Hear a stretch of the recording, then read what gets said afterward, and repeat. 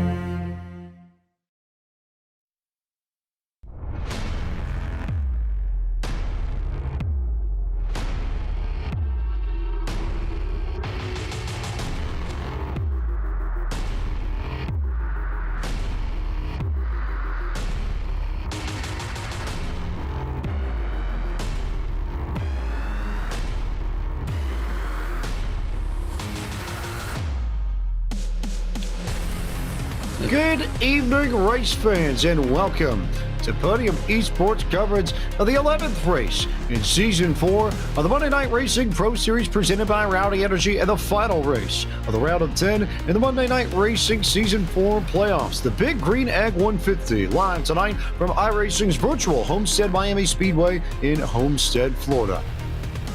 James Pike, the voice of Podium eSports, alongside two very special guests this evening to help us finish off this round of the playoffs. Two NASCAR Hall of Famers join us, Darrell Waltrip and Bobby Labonte alongside me in the booth. And DW, this is not your first rodeo with Monday Night Racing, nor is it your first rodeo at Homestead, Miami. You've seen a little bit of what we can expect from this field at this track in the past, and I have to imagine you're just as excited to see what's going to happen tonight, no?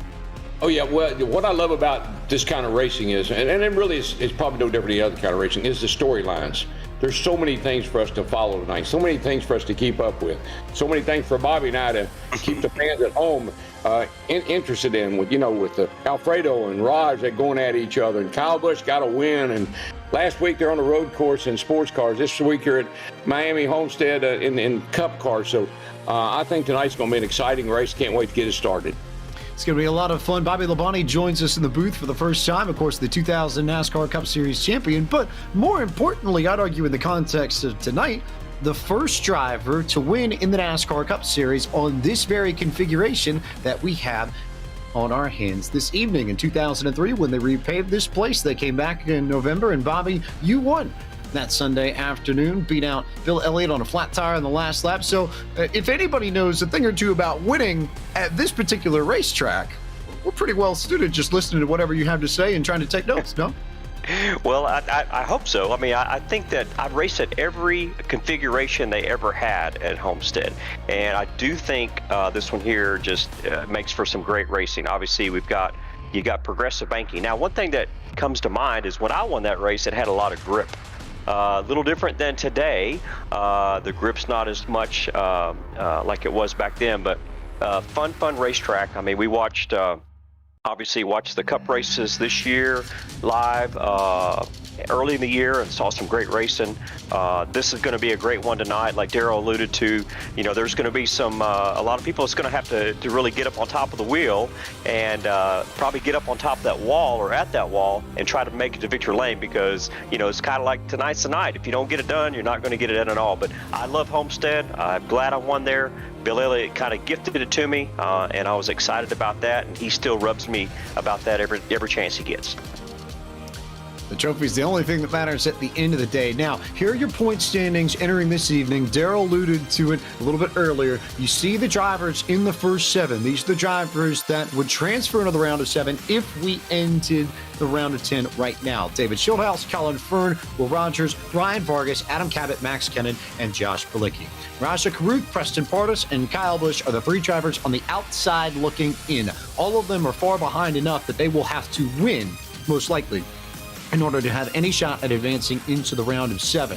However, could get a little bit trickier for Raja Caruth in particular, because within the past week, the officials on Monday Night Racing reviewed the incidents between Raja and Anthony Alfredo driving for Motorsports the NASCAR Xfinity Series in 2022 at Chicagoland Speedway, where we were last race of 2021 and last race of the regular season. And then this incident that you'll see here from last week when we were at the Österreichring in Austria. There was contact between Alfredo and Caruth on both occasions, and race officials saw fit to hand Caruth a start at the pack penalty, end of line as it were, for those of you familiar with the terminology in iRacing. But what that means, CW, is that Raja is going to have to start from the rear and drive his way to the front, and given that he's most likely going to have to win in order to have any shot of making it into the round of 7, we're going to have a lot of fun watching him tonight, I think. I think so, and I think when you have a driver like that with the determination, and that's really what it's going to take. He's going to have to play his cards right. He's going to have to make some good stops and, try to get there at the finish. I'd keep an eye on him, because he's going to be determined to get to the front and put that penalty behind him. Now, Bobby, as we take a look at this Homestead Miami Speedway, you've driven on this track in real life. You've driven on this track in the sim at the highest level, part of the eNASCAR Pro Invitational iRacing Series. What stands out to you about Homestead Miami, especially in comparison to some of the other intermediate tracks we have in NASCAR? Yeah, I mean, obviously, Homestead, Miami's it's different than any other mile-and-a-half track that we go to, and I love going there because when you got tires on, you can run down low. You can kind of have a lot of grip with those tires, and then as the race, as the tires wear, and as the race goes on, the upper groove is the more preferred line. So you'll see these guys, and I've noticed it in the e-race and obviously in the real life, that you'll start off low and then you'll probably ease up a little bit and you have to go up a little bit higher. It really is, it's nice coming off the corners. It's kind of forgiving in a lot of ways, but also at the same time, everybody's trying to fight for the same real estate, so makes it challenging. So it's going to be tough on all these guys. Comparisons to the old Atlanta Motor Speedway are apt. You saw some of the track stats just a few moments ago. 1.5 miles, 2.4 kilometers in length, 18 to 20 degrees of progressive banking in the corners, 3 degrees of banking on the straights. Here's a race analysis for this evening. It's the final race of the round of 10, featuring the old NASCAR Cup cars. It might be the last time we see the Gen 6 cars in Monday Night Racing, but we'll go for 100 laps, 150 miles, 240 kilometers with one fast repair available to these drivers. It's a fixed setup with 75% fuel, so you're definitely going to have to pit at least once, maybe twice, depending on how you play it. We do have 3 green-white checker attempts available to us if we need. A little bit more sun than we've had. That separates this race, I think, and especially from the race that you saw here a year ago, DW. We ran in the nighttime when we were here in Season 2. This is going to be more of a transition race. You're going from sunny and sun beginning to fade into sunset, and at night the track's going to cool down a little bit. What do you think that's going to do to grip, to tire wear, and how do you think these drivers are going to change their approach to corner entry as we progress through the race? Yeah, this is where experience pays off. This is where you know how hard to push your car based on the conditions. The car's going to be a little free to start with because it's going to be a little hot, slick, and maybe your car's not going to handle exactly like you want it to. So you're going to have to be cautious when you start. But as the track cools down and the sun goes down, the speeds will pick up, the cars will go faster, and that's when you're going to see guys that maybe we haven't talked about. All of a sudden you're going to see them running at the front, and guys that were running at the front, they may fade a little bit. So interesting scenario with the heat the way it is, 80 degrees out there right now. Probably be in the 65, 70 time this race with. That will make a huge difference. We should see grip levels come up. We should see drivers be able to push more, especially if they're on fresh rubber. We saw that with Raja Caruth. And Bobby, I want to go back to you just on the general point of having to run from the back to the front, because Raja's got a tall task ahead of him. You have to pass somewhere in the neighborhood of 30-plus cars if you're in order to make it. How important do you think patience is going to be, especially when you look at the history here, and DW knows this, Raja's had one of the fastest cars every time we've come to this racetrack, whether or not it's trucks or cup cars. The speed is there. It's just a matter of whether or not he can keep his car clean as he moves through the field. Yeah, I mean, obviously, like Darrell said, the track's going to change a lot, and we know he's going to start, pretty much EOL, tail of the line, at the start of this race. And I do think that, what we've seen in the past of speed, he's got it. There's no doubt that he's a favorite to win. You've got one fast repair. There'll probably be a couple cautions here and there. You don't want to get yourself in a position where you use up that fast repair early. You got to get yourself lined up to win. He's really got to win. Knowing he's fast, I think that patience is going to have to play a big part in it, because he can't be involved in anything to start with, and he's got to be there at the end. If it didn't work out, speeds, you can have all the speed you want, but if you make mistakes, get in trouble, it don't matter. It's a huge, huge task for one of the Championship 4 drivers from a season ago. We'll bring in our pit reporters for the evening, Jacob Hitz and Kenneth Bueno, as we run you through the starting grid and our Beef Jerky Unlimited Pole Award winner for the evening. How about the Season 2 champion of Monday Night Racing, Will Rogers, who rolls off with a 32.631 and qualified to take the top spot over Charlotte Phoenix's James Bickford. Second row will be filled by NASCAR Xfinity Series driver Ryan Vargas and Adam Cabot, the Esports Racing League champion from Season 3. Colin Fern, Anthony Alfredo, victorious in this combo a year ago in Season 2 in Row 3. Row 4 belongs to Garrett Smithley and David Schildhouse in the hunt in the playoffs, trying to find his first M&R title. DJ Cummings and Robbie Lyons, the defending series champion, complete the first 5 rows. Kenneth. Max Kennan in the 21 playoff driver will roll off P11 tonight with the 41, and Matt Stolnick to his outside. Kyle Busch needing to win tonight's race. He will start in P13 with Gabe Wood on his outside in the 50 car, P14. Josh Bilicki, playoff driver, within the top 15 to start tonight's race. Garrett Miller will be alongside him in P16. Brian Boris Cook, Brandon Brown, Brad Perez, and Ford Martin, Jacob Hitz complete the top 20.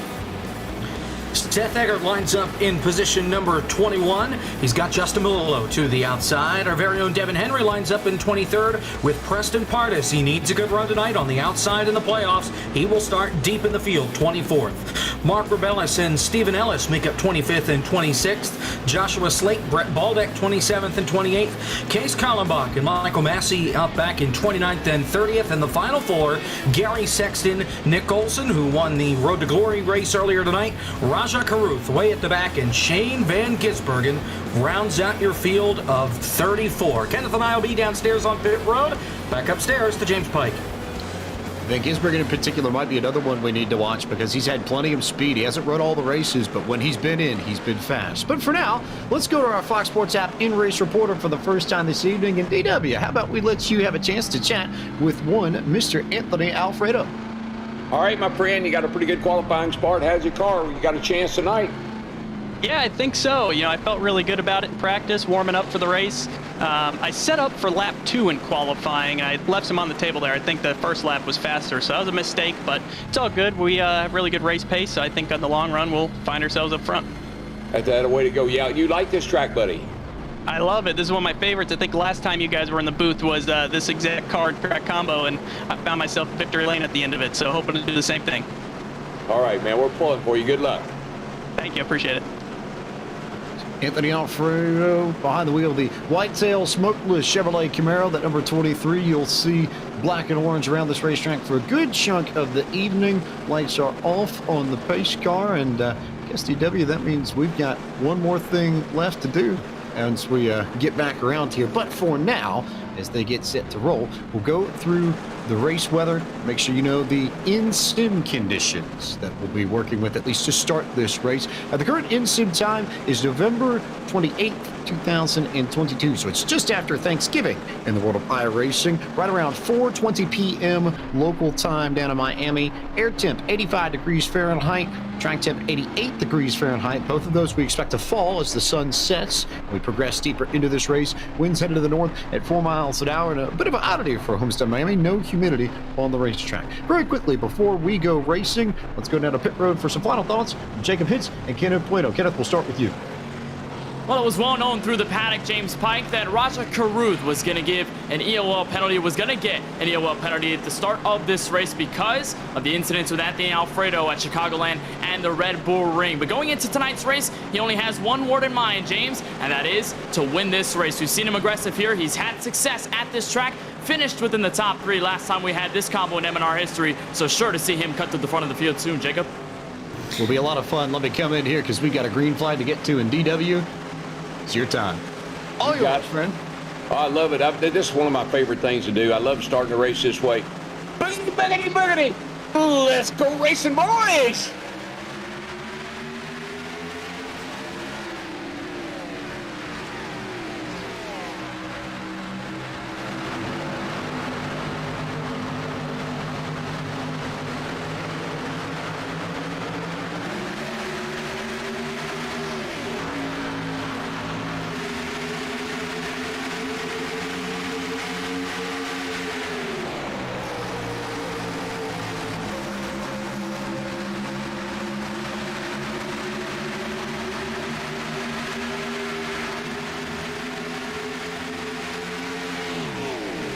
All Will Rogers for Space Station Gaming on the opening lap. And the most interesting thing to me, Bobby, as I watched the opening of what will be a 100 laps, never mind, yellow flag on the racetrack to slow us down before we really get going. A little bit further in the back, not quite sure if we could tell who, but I would say the lack of a front end on Brett Paulek's car, Bobby, probably explained to us who was involved, and maybe Shane Gisbergen too. Yeah, I mean, obviously we're going to watch the replay here. God, let's see what happens here. Oh, got in the back of somebody, and next thing you know, yeah, well, hit the inside wall. That happens. That's going to be probably a quick repair on that one. I could only imagine. But I was just thinking about it. I was just watching. Obviously, we're just watching the first lap of that race, and guys had already fanned out 3 wide. The up front leaders were. So that was pretty exciting to see. Unfortunately, these 2 guys got together at the back, so that's going to make for a long night for them. Fast repairs early, I think, right, DW? Yeah, no, he said he's a V8 supercar driver. He drove a lot over in Australia and got a lot of experience. I don't know if he has a lot of experience in this kind of race car, but he's a very capable driver. It's too bad to see him in trouble early. SVG's got tons of ability. We know how fast he is, the 2016 Australian Supercars champion to start, and then came back and got the job done in 2021 as well. We know he's quick. Meanwhile, Jacob Hitz, let's go back to, we didn't get the chance to get to your pre-race, but your notes here, not only from pre-race, but from the opening lap or so before we got that first yellow flag. Right, we'll hit a couple of different things here. So Case Kallenbach was at the start of all that. He just slowed down in the middle of the straightaway. Well, what happened? He came over the radio and said his pedal stuck. That's why he slowed down. He was off the gas. The RPM fell down. His speed fell down. That's why he got hit from behind. He really had nowhere to go. I talked with Ryan Vargas before this race started, who sits P3. He was on the provisional pole for a little bit in qualifying, and he said that, look, these things are loose. These things are on edge. These guys are going to have to be careful these first couple of laps. They're going to get tighter as this race goes on, and it's all going to come down to how you save your stuff, is whether or not you're going to be up at the front or further in the back. We'll see here on colder tires. They only got a lap in. We'll see what they do here on this restart. JP. Race control going with a quickie yellow here, so lights are already off the pace car. And we'll go back to green flag racing and get the big green egg green flag and this big green egg 150, and maybe we can say big green egg 10 times fast for you if you like it home. We'll try and be successful on that front, but we'll see how the racing pans out. That'll be the biggest question, and whether or not the ability to scuff tires effectively on that first set of laps will help the grip levels as Will Rogers stands on the gas pedal. We're back to green flag racing in the big green egg 150. Nothing helps the grip level. I mean, it starts off at a high level and then keeps going down. As the tires wear, there's a hot track. Again, you're just going to have to use some patience early in this race. Yeah, and I think too, Daryl, what Ryan said about these cars being loose to start with, and for sure, when I drove in the E-Race back 2 years ago now, I guess, 1.5 years, 2 years ago, it seemed like forever, but yeah, I mean, it was loose to start with, and the racing that I've done on the sim is, you know, it's like, man, I can't even run a lap of practice and spin it out, so you got to get prepared. Ryan about got hit there. Yeah, it was a close call. Saved it, though. What a save from Ryan Vargas, DW. That was so close. Oh, boy. He's shaking his head like, what the heck was that all about? Yeah. But that's... I caught that out of the corner of my eye. He's definitely lost a lot of track position here. He's 3 wide, almost 4 wide, but, you know, he'll gather it back up here in a minute, but I'm sure it took his breath away. Let's take a look at what happened. We'll get a replay here coming down the front straightaway. I saw contact with Anthony Alfredo, eerily similar to what happened between Alfredo and Raja Caruth a week ago, where, yeah, Alfredo just overdrove the corner compared to what Vargas did and got him in the rear, and Vargas took a long time to save it. That's why he lost so much track position. Probably changed his underwear about now. He'll be okay. Yeah. And I think he just got into Raja Caruth as well there, and there might be a little bit of damage to the nose of that Swan Security Chevrolet. There's also damage to the nose of Raja Caruth as well, so drivers already with a little bit of damage. Not enough, I would say, to justify a faster car, Bobby. You can see it there on the front end of his Market Rebellion Crypto Chevy Camaro, just enough to where he's probably going to need to tuck in behind people in order to get the fastest lap times. You get him stuck out and let all the nose come over the air of that car, he'll probably be down a few miles an hour on the straights. Yeah, I mean, these things are really sensitive on a little bit of damage. Obviously, I've been there and done that before on the E-Race, and I've seen this. So, yeah, I mean, you got to take care of your stuff. We talked about it early on. You got to be patient, and we're not even 10 laps in, and they've got damage on their car. So they can't afford to do that much longer here. But, yeah, you're going to have to get a pit stop in here sometime, maybe get a caution, get it fixed, and probably help out a little bit of speed. Yeah, as long as you stay behind somebody, a little damage to the nose won't hurt anything, but you certainly couldn't pull out and pass. It'd be pretty hard to even lead this race until you get that damage repaired. So you can follow along and keep up, and that's what you want to do right now, because obviously you got some damage you're going to have to take care of when you come in the pits. Good look there for a few moments at James Bickford and the Charlotte Phoenix driver, who announced last week they will be joining the eNASCAR Coca-Cola iRacing Series for the first time in 2022. Here is Lockdown Racing's Anthony Alfredo. Good connections with Jimmy Morris, perennial playoff contender in the Coach Series, and fellow Connecticut native and the 2019 eNASCAR Coca-Cola iRacing Series champion, Zach Novak. So he's got some good people in his stable to lean on if he needs to find speed, because Jimmy and Zach have been there, done that, done just about everything in these stock cars in the sim. Whether or not it pans out into a good finish for Anthony tonight, we'll find out. But for the moment, currently running inside the top 3, just trying to hold on Space Station Gaming's Will Rogers as we slide a little bit up the racetrack and look at Colin Fern trying to chase down Adam Cabot for the lead. Yeah, what I noticed is these cars, back when I drove these cars, and Bobby had probably a little bit, you had to have a handful of wheel. You had to really turn the wheel hard to the left. I noticed these guys, they just tweak the wheel. They don't turn they don't turn the car much at all. The car does most of the work itself, and that's kind of cool. Yeah, I mean, you know, Daryl, you don't have to turn the wheel very much at all, like you said. I mean, you got to have a good feel for it. But what I'm seeing so far is just the fact that, you know, there's already 3 lanes up here, and that's, you know, as I can see here at Devin, he's just not turning the wheel very much. He's still got, you know, he turns back a little bit on the straightaway, but when you get to the corner, I mean, you know, probably not turning 10 or so, 12, 15 degrees at the most, it seems like. So very little bit, but, you know, the track's wide now.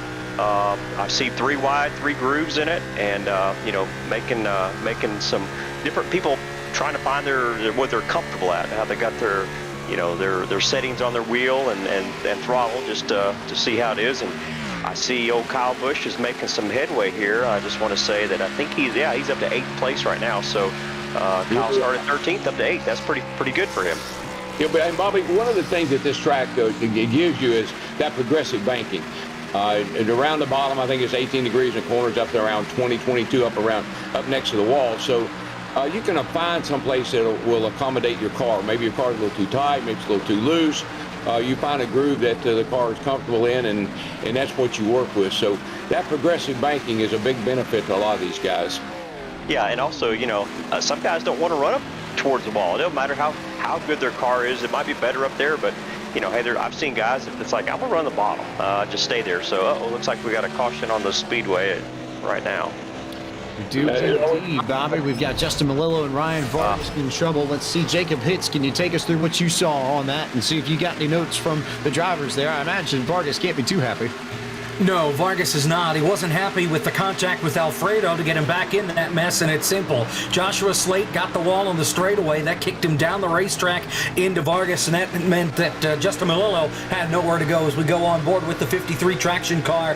He's just biding his business there on the inside line, and all of a sudden he's in a whole lot of trouble when that 6 comes down across his nose. Nowhere for Vargas to go, nowhere for Malillo to go, and if there was any damage on Vargas's car from the contact with him and Raja, well, there certainly is damage to that number 6 Swan Energy car now. I think, Kenneth White, if we can get you in here for a little bit, if you've got any notes, that look on Justin Malillo's face, just the head shake, tells you everything you need to know about how he feels.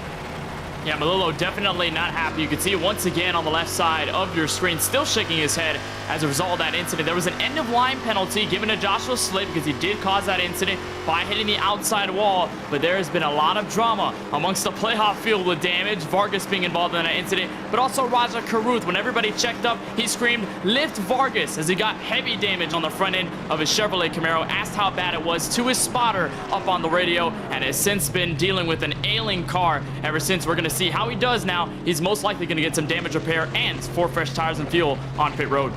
Because just about the entire field, as a matter of fact, is coming down pit road for pit stops and out of the box first. Give it to, I think, Colin Fern, who's going to win the battle off of pit road and take control of the race lead.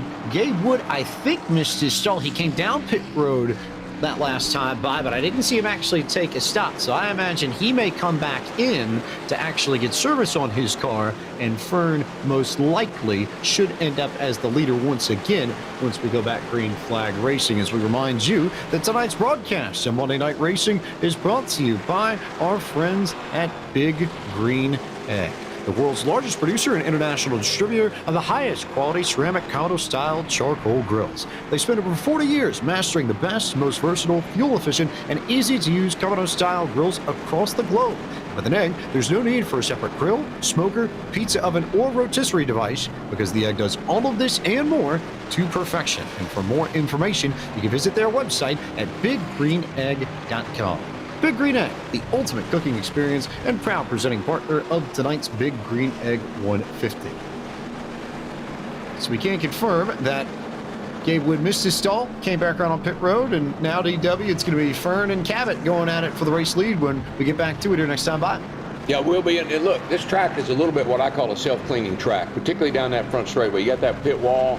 If you get in trouble off turn 4, you're almost inevitably going to be into that inside pit wall. So sort of a self-cleaning racetrack. These pit stops, they're going to play into some guys' hands. They're going to be able to make some adjustments to the tire pressure or whatever. We'll see how this works out. Bobby, you've seen a lot here. You know a lot here. Do you have a sense of what to expect early on in the race, or are you still watching it, just trying to learn how these drivers work with each other? Yeah, well, obviously, I've had, I think, 3 cautions now and then 17 laps. So, I would say that's not normal. I wouldn't think that that's what they're wanting. But, once you get back to going green here, they got a new set of tires on. It's going to be free for a while. So we'll see if Kyle Busch can make some more headway and see. But I think these guys need to stay out of each other's hair and run some green flag laps here would be the best thing. I think it's the temperature of the track. It's hot, it's slick. And you notice, Bob, these guys just can't seem to get away from each other right now. I think when it cools down a little bit more, they'll start to run a little bit more single file. We won't have so many cautions. Well, about that, DW. I don't know if we'll quite be able to say that. That's Stephen Ellis out of Toronto, Ontario, that you see around on your screens. And Kenneth, you might have had a better shot at this. We'll see if the replay tells us more. Well, no, we don't need the replay, just that face. That's exactly how I look when I wreck. Yeah, I think that tells a bit of a story there, but we'll get the replay pulled up momentarily and see what happened to Kenneth Plano. Take us through the incident. Well, it started with the 07 of Ford Martin, James, all the way in the bottom of the racetrack. And you guys mentioned how Vargas was complaining about a very loose race car to start this event.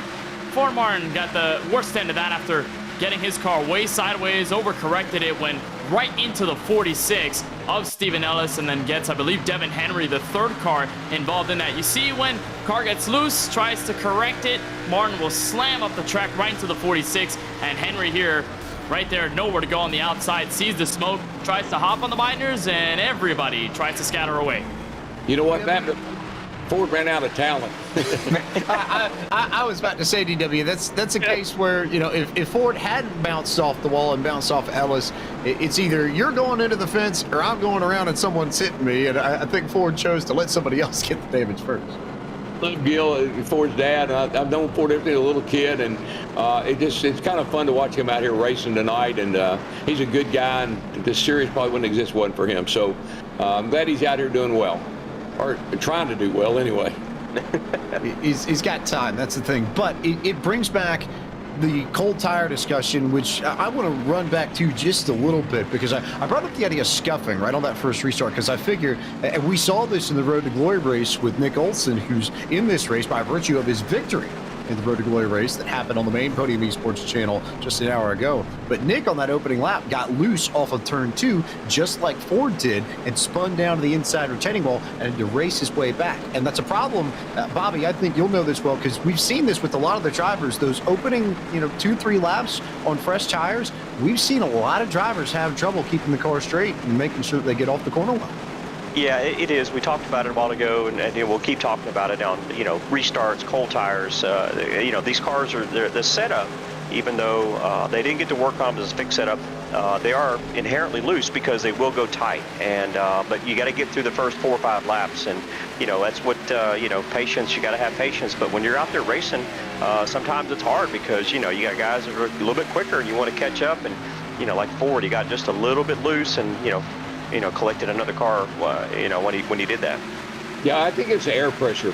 When you put cold tires on the car and the pressures are low, the car doesn't handle near as well as it does after you run a few laps and the pressures come up. So maybe some of these guys just don't have the knowledge or experience to deal with that. That's what it appears to me. Patience maybe as well plays into it. It's a case where you want to get on the throttle and go 100%. And usually once the tires are up to temperature, you can. But for that opening, just 2 to 3 handful laps, maybe a little bit more, you can't mat it on corner exit the way you normally would and be able to get away with it because temps aren't there and pressures aren't there, and you just don't quite have the grip that you do once you get a few laps under green flag racing. As you get a good look here at the battle for the race lead once again, Adam Cabot and Colin Fern continuing to fight. There's Alfredo and Will Rogers for Sam Hunt Racing in the NASCAR Xfinity Series right behind. Here's Alfredo's on board. You know what Hammond always told me? Hang on to it, buddy. It'll come to you. Yeah. You better get here in a hurry. Yeah, that's why we're talking about. They're not putting much input in the wheels because it's so loose, Daryl. They're kind of sliding through there, aren't they? All right now, buddy.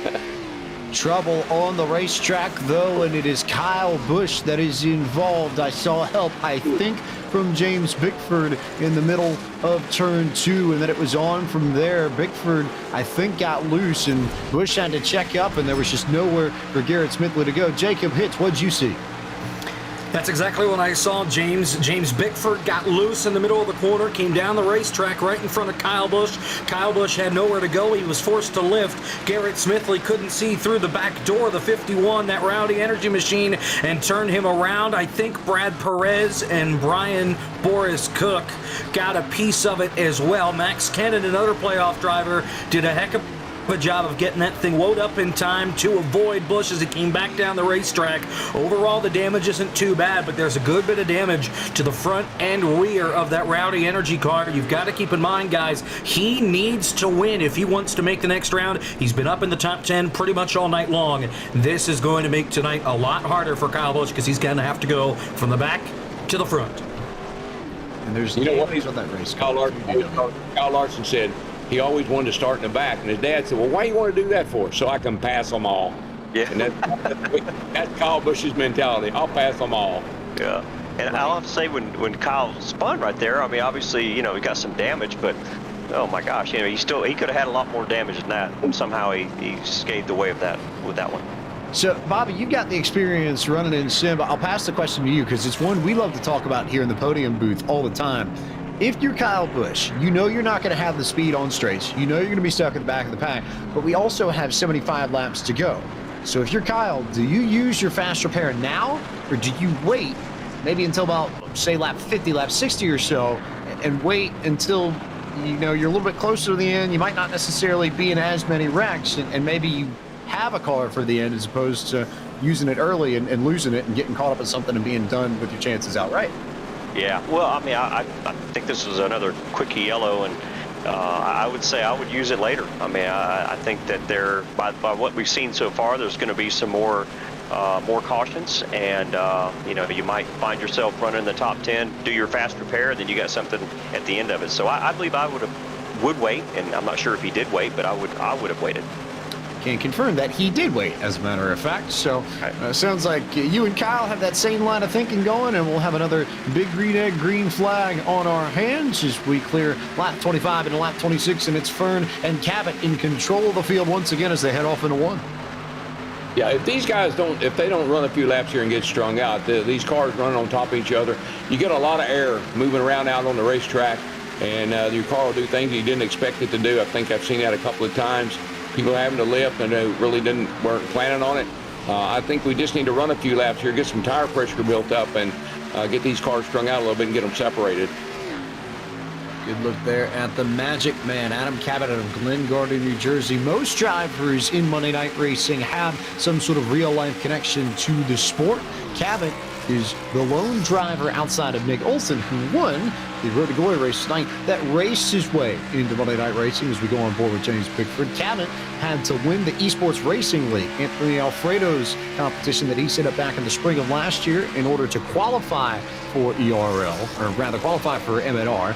He won the championship there, competed in the summer in MNR, and was a championship 4 driver. Is a little bit more contact, a little bit more bumping and banging down the front straightaway. But Cabot's got plenty of speed. He's got lots of experience in the sim across a lot of different disciplines, and it was pretty fast when we were here back in August for the championship. So I can't say, DW, I'm too surprised to see somebody like Adam Cabot up near the front.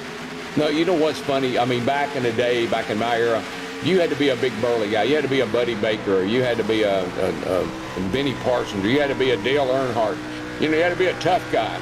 And I look at these guys, he's driving these cars today, and they look like they ought to be waiting for the bus down on the corner with a backpack. They're just young kids that get out here, but they've got talent. They've got talent. They got an opportunity here to showcase that talent in a series that we would never have had back in our era. So it's kind of fun to watch these kids perform at a high level.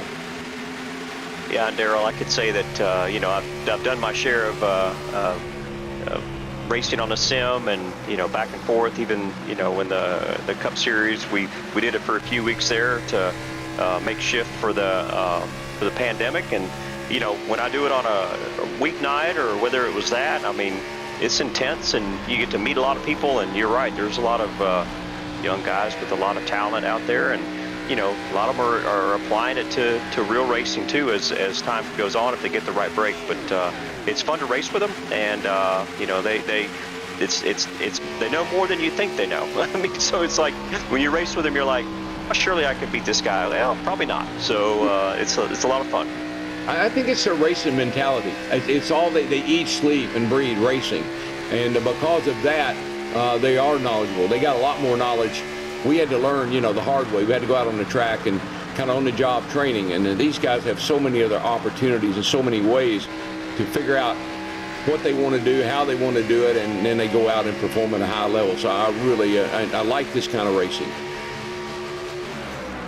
Good look here at the battle up near the front. Rogers, Alfredo, and company. A good fan look here at about the top 10 to 15 cars is Colin Fern pacing them all. It's the team manager for Brandon-Built Motorsports, Brandon Brown's operation, and then Alfredo in the mix for Rogers. Here's Brandon Brown. Actually, great story and a great run for Brandon Brown, who was formerly with Richmond Raceway, now with Race XR, doing a bunch of dirt stuff, and currently in the middle of a big fight in this pack. He's got Josh Bilecki in front of him, and some Australian supercar driver Shane Van Gisbergen right behind. I feel like we've heard his name a few times, DW.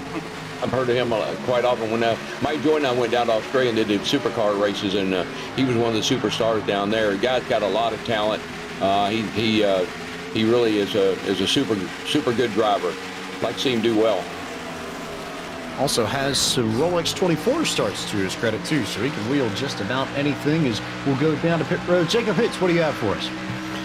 Well, guys, in talking with David Schildhouse, who's fighting for that third spot right now on the racetrack, he seemed pretty confident. He seemed pretty loose. Normally, he's focused whenever he's in the race car, whenever he's in the sim. Tonight, on his stream before things got going, he seemed just to be kind of bouncing around. He had a lot of energy to him. He's definitely focused behind the wheel now, but at this moment, David Schildhouse, he's focused behind that 20 car. Of course, he leads in the points. He's pretty much locked into this next round, and he just said that his goal for tonight is to execute. He's got to take names, and as he said, kick some butt tonight.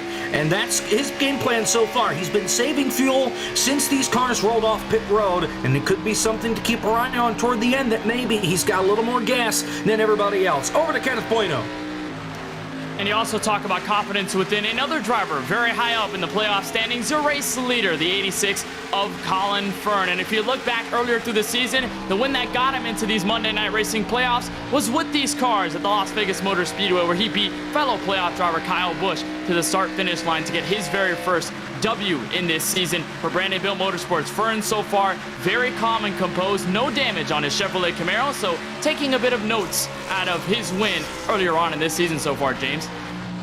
So it's an interesting contrast that we've got between two drivers who have found success in this series before. Sounds like Colin Fern's maybe a little bit more easygoing at this point, and maybe not necessarily pressuring himself so much, but after what Hid said, it only backs up everything that I know, DW, about David Schildhouse, because David came into this series in the middle of season 3 and was competitive, found a way into the playoffs, and didn't quite make it, but he told us before the beginning of the season, with a full season of MNR competition in my future, I want to go after the title, and it's a big goal that I have in mind. And pretty much anywhere I've seen him publicly, he's talked about trying to get the TobyChristie.com Chevy Camaro into victory lane, winning races, and eventually winning the MNR championship. But it's much more of a laser-like focus with him at this juncture.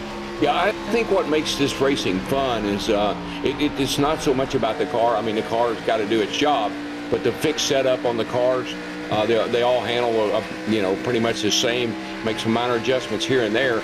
So it really comes down to the driver and what can the driver do behind the wheel.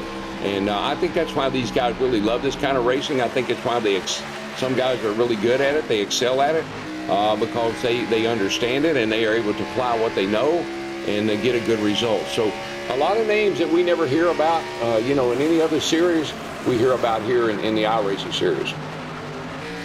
And platforms for some of these drivers who might not necessarily be behind the wheel of a car over the weekend to showcase their talents and really put on a show like a Colin Fern, like a David Schillenhaus, like a Adam Cabot, like a DJ Cummings who's up in the top 10 working for NASCAR. And oh, by the way, DJ, that Shane Van Gisbergen fellow you talked about started in 34th.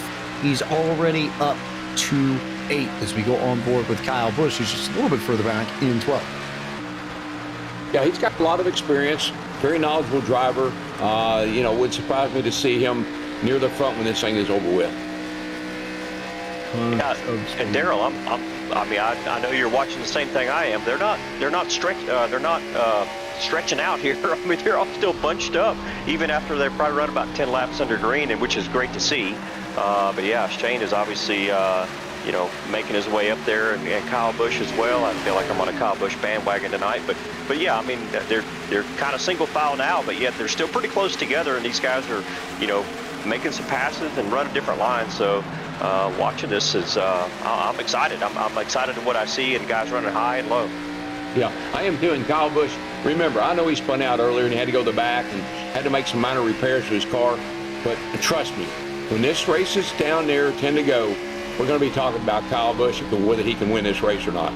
I just have that much confidence in him and what he does behind the wheel of one of these cars. So keep an eye on Kyle Busch. I think the most impressive thing about Kyle's run so far is that he's got as much damage as anybody else in this field, if not more so, amongst those who have not used their fast repair, and yet he's still finding speed in that Rowdy Energy Toyota Camry. He's still finding a way to at least tuck up behind somebody and use the rest of the field in order to leapfrog everybody else and get towards the front. The fact that this field's bunched up, Bobby, honestly, is probably to his benefit. No, it is. Yeah. And the arrow is not that big a deal when you're behind other cars. When you get out front, you need that good arrow, the aerodynamics. So he's taking advantage of what he's got right now. He's going to be fine. Yeah, he saved that fast repair for later. Obviously, we've still got a long ways to go over. They're not even halfway yet. So, he's sniffing out the front. So he's doing the right thing. But man, oh man, what a battle for the front. It's just amazing to see the talent with everybody right now. I mean, they just, the cars are slipping and sliding a little bit.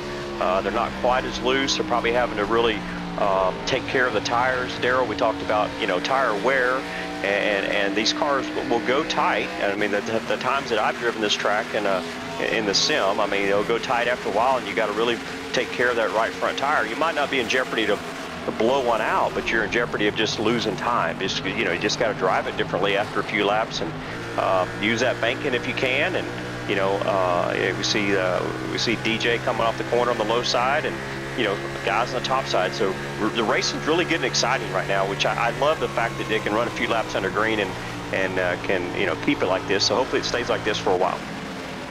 No, I agree with you, Bobby. I think the thing about the tires is you just don't want to make them mad. You don't want to do something that, you don't want to be changing lanes and jumping all over the place. Just get in a spot, ride a little while, take care of those tires, and wait and see what happens. Because like you said, a long way to go yet. We're not even halfway, and still a lot of good racing to be done yet. Now, two things to note here about Shane Van Gisbergen. The first is, if you remember at the beginning of the race, he had that incident with Brett Baldock on the front straightaway. So Van Gisbergen is one of the few drivers in this field that's already used his fast repair. So if he runs into trouble, could be big time trouble for him. The second thing to note is that he's on fresher tires than just about anybody else. He and Kyle Busch and a few others came down pit road about 10 laps after Rogers and Fern and all the rest did. So Van Gisbergen's got slightly fresher rubber that I think explains in part why he's made the charge. Now, if there's a driver that's got to be worried about what SVG is doing, hands down, it has to be Raja Karut, who's made the charge and largely followed Shane Van Gisbergen from the 30s to the front. But again, Raja has to find a way to win this race. And I have to believe, Kenneth Bueno, that seeing SVG make the charts that he has Raja sweating a few bullets, no?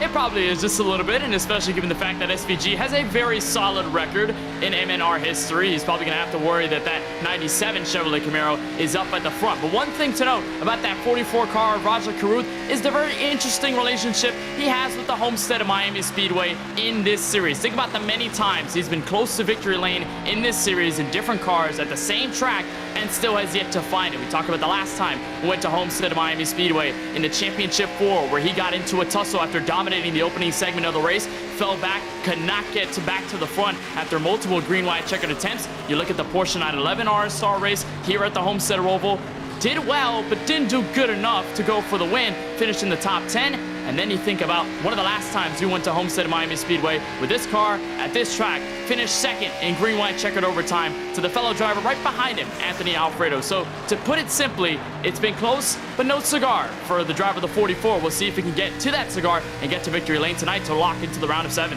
And DW, I want to come to you on this because I think you'll have some good perspective here. We know about how tricky it was for you to get the Daytona 500 win, but it's not like you didn't have speed in the years leading up to the victory. And when you come to a place like this and you find yourself in a situation like Raja has, where he doesn't have the victory, but he's had speed, I think of Martin Truex Jr. on short tracks is another applicable example here.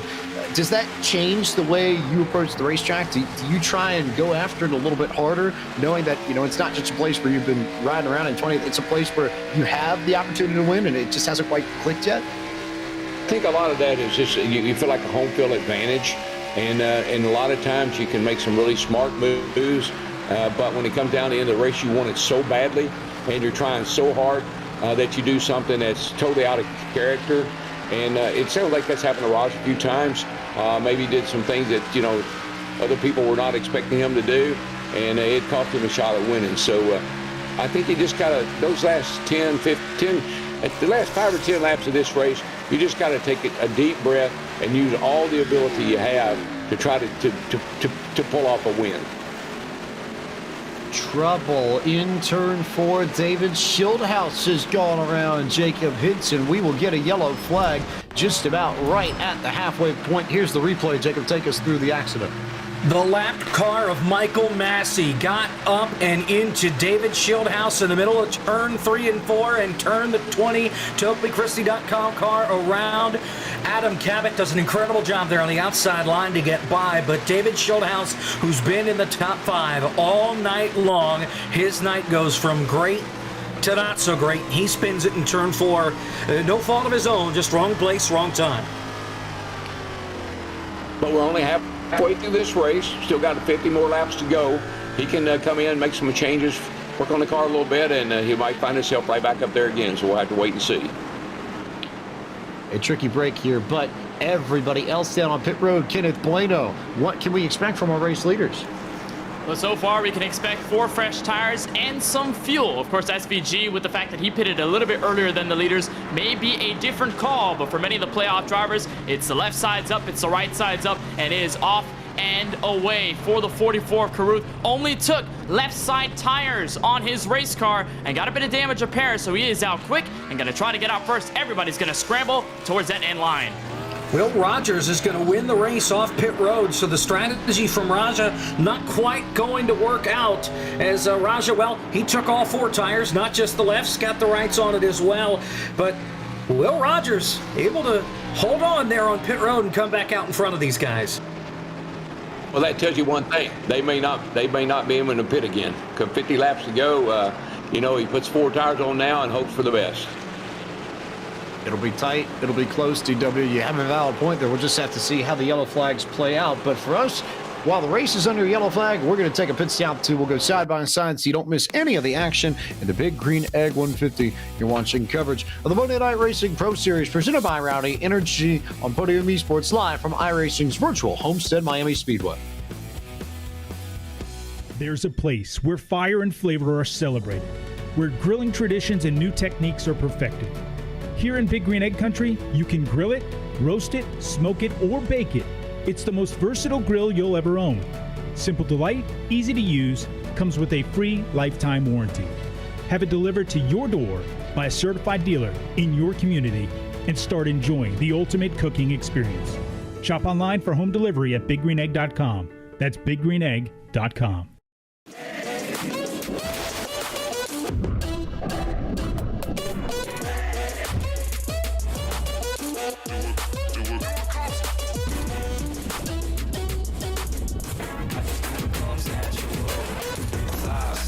Everything I see, live large, no apology.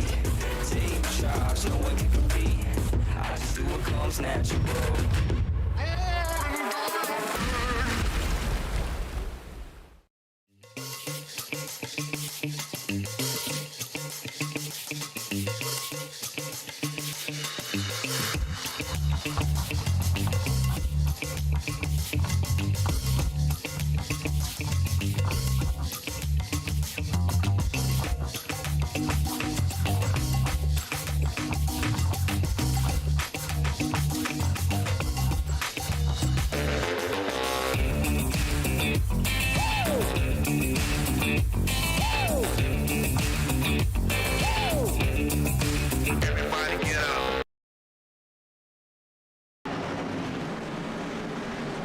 Welcome back to Podium Esports coverage of the Big Green Egg 150 for the Monday Night Racing Pro Series presented by Rowdy Energy. James Pike here alongside two NASCAR Hall of Famers and Darrell Waltrip and Bobby Labonte. We'll give you all the action for the virtual Homestead Miami Speedway as we will get set to go green flag racing next time by and go after it here in South Florida. Will Rogers and Shane Van Gisbergen, your leaders, coming to the stripe. And Gisbergen, though, has used his faster pair. Other drivers who have used their faster pair, while we're noting it before we get going, Brian Vargas, Boris Cook, Brett Baldock, Garrett Smithley, Stephen Ellis, Matt Staldeck, Nick Olson, and Ford Martin, along with Seth Eggert. That's your full list of drivers who have used their fast pair. Have a feeling they might be joined by a few more before races end as they all wait on Will Rogers to get back on the gas pedal. He takes off as the pace car ducks down to pit road, and the Big Green Egg 150 is back underway from Homestead, Miami. Yeah, now is when you start we got 50 laps to go. We're halfway through this race. So now you start thinking about, you start running the race backwards. Where do I want to be at this point? Where do I want to be at that point? And you start really working on your strategy and trying to get yourself in a position to win this race. Yeah, and I think, Darrell, too, is that obviously we might not have mentioned too much about it, but I think Will Rogers coming out first has obviously, left off pit road first and been fast, led laps, and, back out front again. And I think, you're thinking, there might be another caution, but heck, you don't know. I mean, so now you got to take care of your tires. You got to pace yourself, but yet you got to be fast because guys are coming from behind. So, if they don't have a caution flag, then, you don't want to use it up too quickly on this restart here. Yeah, I think what will happen here, Bobby, I think we'll run about 15, 20, maybe 30 laps, and there won't be any cautions. And again, everybody will be kind of getting themselves in a position here where they feel like they got a shot at winning this race. But then the last 10 laps, I don't know what might happen. Anything and everything can happen in the last 10 laps of this race. Yeah, exactly. Well, the track's going to cool down too. So, yeah, a lot of guys that we talked about earlier, might not be there. Some guys we haven't seen up front lately, or the first part of the race might get up there and battle for the win as well. So, a lot of racing left to go. Oh yeah, well, the grip level is definitely improving. The temps are going down, and oh man, that was not good. Not good. In the fence go Adam Cabot, and more importantly, Raja Caruth, one of the drivers who had to win tonight, in trouble. And that was brewing for a few laps, Kenneth Bueno. We had seen those two get together on this restart. It finally all boiled over in 3 and 4.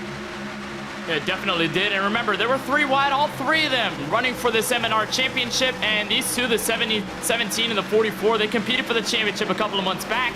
But right there, 17 got loose, hit the apron just a tad, overcorrected the car, similar to what we saw Ford Martin do a little earlier tonight, and then slammed into the 44 of Caruth's Market Rebellion Chevrolet Camaro, sending him all into the outside wall. Caruth was not happy about that whatsoever, and pretty much thought that Cabot was intending to dump him in 3 and 4. Luckily for Caruth, though, James does have a faster pair, so he can get a clean race car. As for Cabot, same deal for him. Jacob Hitz, you had a better ear on the radio of Raja Caruth and Adam Cabot. What did you hear them say specifically? Well, I tell you what, I caught Raja Caruth in turn 1 just about wrecking off the front bumper of the 17 of Adam Cabot. By the time I pulled Raja's stream up and pulled to listen, I looked up at iRacing and Raja was going around. He came over the radio immediately and said that was intentional. He is not happy with the 17 of Adam Cabot. Both of these guys in the playoffs. They had Kyle Busch, who's on the outside looking into the playoffs, right behind these guys as well when this happened. This could have taken a lot of different people out in the playoff contention since this was up at the front of the pack, but no penalty from this. Josh Mendoza, race control, being a little generous here with this. No blame here for the caution. Yeah, race control deems it a racing incident, so The plant gets speed. You know, when you're involved in an accident like this, you know you're being monitored, and so you want the official to know that you think you were done wrong, that this guy overdrove his corner, or maybe he did that intentionally. And so you kind of plant that seed hoping to get a reaction. Whether or not it comes back later, we'll find out. But for now, we'll remind you that tonight's broadcast, so the Monday Night Racing Pro Series, is brought to you by our friends at Rowdy Energy. Two-time NASCAR Cup Series champion Kyle Busch and beverage entrepreneur Jeff Church have collaborated to develop Rowdy Energy. Proprietary enhanced energy formula consisting of time-release caffeine, sugar reduction ingredients, amazing taste, and hydration levels above leading sports drinks, Rowdy Energy is a cleaner, smarter energy drink. Visit rowdyenergy.com to place your order today. Hey guys, a question. What is the record for What's the record for cautions in a race? 100 lap race? That's a good question. That's a good question, Daryl. I'm not sure, but we have had a lot of them for sure. And so now, Bobby, we talked about Raj's situation coming into this race, and we figured he'd probably have about 100 laps to make up the field and make up the gap that he had to start with, coming from the back to the front. And now here we are, and he's going to have 40 laps to essentially do the same thing. And you would think, you know, I by no means am I a mathematician, but 40 laps is less than half of 100, and I would guess that means the pressure at least doubles, right? Yeah, I mean, it has to, and I mean, sure, his 40 laps, I mean, depends on the cautions, if there is any. What's happening, he did make it up there in less than 50 laps, so can he do it again? Well, he's used up his fast repair. So he's got no more gimmies on that one. And plus the fact, too, I think at this point in time, kind of like Daryl alluded to, with a few laps to go, the pressure is going to get a little bit, it's going to get harder to pass these guys. They're not going to give maybe quite as much. Guys are going to be racing harder then. So it might be a little tough for him now. That last, that wreck kind of took, I would say, took him out of the contention to win. He can get close, but I'm not sure he can win. Yeah. Well, look, it's 60, but right now we're 60% of the race is behind us. And it's just going to get 60, 70, 80, and when we get all heck will break loose. Yeah. When 10 to go, I tell you, 10 to go is going to be exciting. I can't wait. We never did figure out how many cautions, what's the record for a 100-lap race? Don't know. So, yeah, still a good question. We track a lot of stats here at Monday Night Racing, but I don't know if we're quite on the LAS Sports Bureau level yet to be able to pull those out. But I know someone's got the answer somewhere. If we can get Justin Malillo in, we might be able to get a good answer there on that one, Justin. You know what they say? We'll get back to you on that one. Yeah. Yep, DW, I think you're right about that. We'll get back to racing here in this Big Green Egg 150 momentarily. The lights are off on the pace car. It's Will Rogers and Anthony Alfredo, who might I remind the fans at home again, won with this combo in Season 2 of M&R 1 year ago. On the outside, Rogers on the inside, green flag back out. We're back on the way once again, and that was a good jump for Rogers, who will be clear of the rest of the field by maybe 2 car lengths by the time we get to turn 1.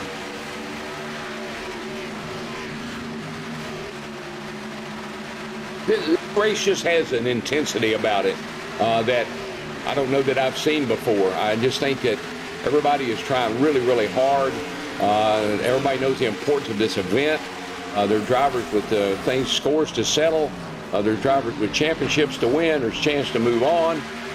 There just seems to be a lot of agendas here that I don't believe I've really seen before. So we're kind of acting like this is a short track, right, DW? It's almost like short track racing on a mile and a half. I mean, it's aggressive. Yeah. They're getting after it, I know that. Yeah. I would say you're on that. Also, Jacob Pitts, a quick word of note from Roush's radio. You heard him say something pretty strong, I'd say. Oh, they're wrecking behind him now, James. We've got trouble. DJ Cummings is in the fence in turn 3, cautions out. But what Raja Caruth said over the radio, well, it wasn't him, it was his crew. He had the Superman cape on in that restart, and right before the restart, they came over the radio and said, we're going to be fine, get back up there, and let's go win this thing. James? Determination there as Kenneth Plato take us through the yellow proper. What happened? What did you see? Well, I saw a bunch of drivers in the Hornets' nest, James, no doubt, but you'll see all the way on the bottom side of your screen the 77, our playoff driver Josh Balicki. Slight contact with your defending winner and defending champion in Monday Night Racing, Robbie Lyons, and that creates, I think, what we call the big one, James. We don't say it often here at Homestead Miami Speedway, but that was a large one. You'll take a look at it again. The 77 got a bit of momentum here in 1 and 2, just trying to force the issue a little bit too much on the Valvoline machine. The slight contact sends the 19 up to the outside wall. Everybody else gets a piece of it. DJ Cummings in it. Here's a look from Brian Boris Cook. As he was on the other side of that, he was able to escape clean, but he's got to look into the sunset and into the madness behind him. So much smoke out back there, Bobby. You could probably put together a good barbecue if you wanted. Yeah. Oh, big green egg. Get the egg out. Get the egg, yeah. we definitely could. Yeah, we need I was about to say, yeah, we got an egg that can do that now, can't we? Yeah. Oh, hang on the egg. Yeah, clean up on aisle 3 right now. We got a lot of them out there. Is barbecue? They don't have barbecue in the read, but smoker, I guess, sort of counts as. Yeah. Lots of trouble. Yeah, lots of trouble in the back though. There were a lot of cars involved in this, but interestingly enough, not too many of the playoff drivers. Balicki was noted for sure, but most everybody else okay. Meanwhile, back half of the field coming in for pit stops, and you start right around James Bickford as we're going to look at photographer Mark Rubilis, who by weekend you can see him firing off the lens for USA Today, and we're going to look through his lens and see just how he snuck through this. And well, DW, there's a phrase here. I know you've got about 20 on deck, so I'll let you pick your favorite and describe that one. Yeah, well, you know what I always say? When I opened my eyes, I was clear. That's all I know. Yeah, a lot of times you use your best judgment. You kind of have experience on this track. You know the cars go up, they're going to come down, and you just try to find a hole and work your way through, and sometimes you make it and sometimes you don't. Yeah, a little bit of luck paid off on that one, I believe, but I mean, there were so many cars going round and round. It was, you know, one inch one way or the other way would have been catastrophe for him, so he just barely made it. You can look at Gabe Wood, who just ducked to the outside. How about that JD Motor eSports machine, the KSTT CPA Chevy Camaro, just slicing its way through the madness and somehow coming out on the other end unscathed. Other thing to note here, we haven't seen temps drop all that much yet. We're still sitting at 84 degrees Fahrenheit air temp, 87 degrees Fahrenheit track temp, but just looking at the racetrack, DW and Bobby, I've noticed we're starting to see the sun go down, and we're starting to see more of the track fall into shade. Yeah, I do know that this is one of those places where the sun setting in turn 1 is kind of horrendous, and the reflection that we can see, obviously from that sun setting, I mean, it does get in your eyes. It kind of plays with you a little bit. The track looks a little bit different. So yeah, it's definitely setting, but maybe the temperature will change here shortly a little bit more than it has been. A little shade helps as well. A little more grip in 1 and 2 probably than 3 and 4. I don't know how many cautions we've had, but we've had more cautions than we have had green flag laps, I can tell you. And how many people have fast repairs left, too? That's another big question we'll have to worry about as the big green flag comes out once again. This time it's Anthony Alfredo with the good jump, and it looks like somebody may have stacked up further back in the field, DW. Yeah, those restarts, you kind of anticipate what's going to happen, and you're all good to go, and the guy in front of you isn't, and you run into the back of him. That happens a lot. 2, 3, 4 wide, Bobby. Everybody everywhere. Yeah, it really is. Obviously, again, these restarts, cars are loose. I mean, we've seen this happen before on restarts. A couple guys get together.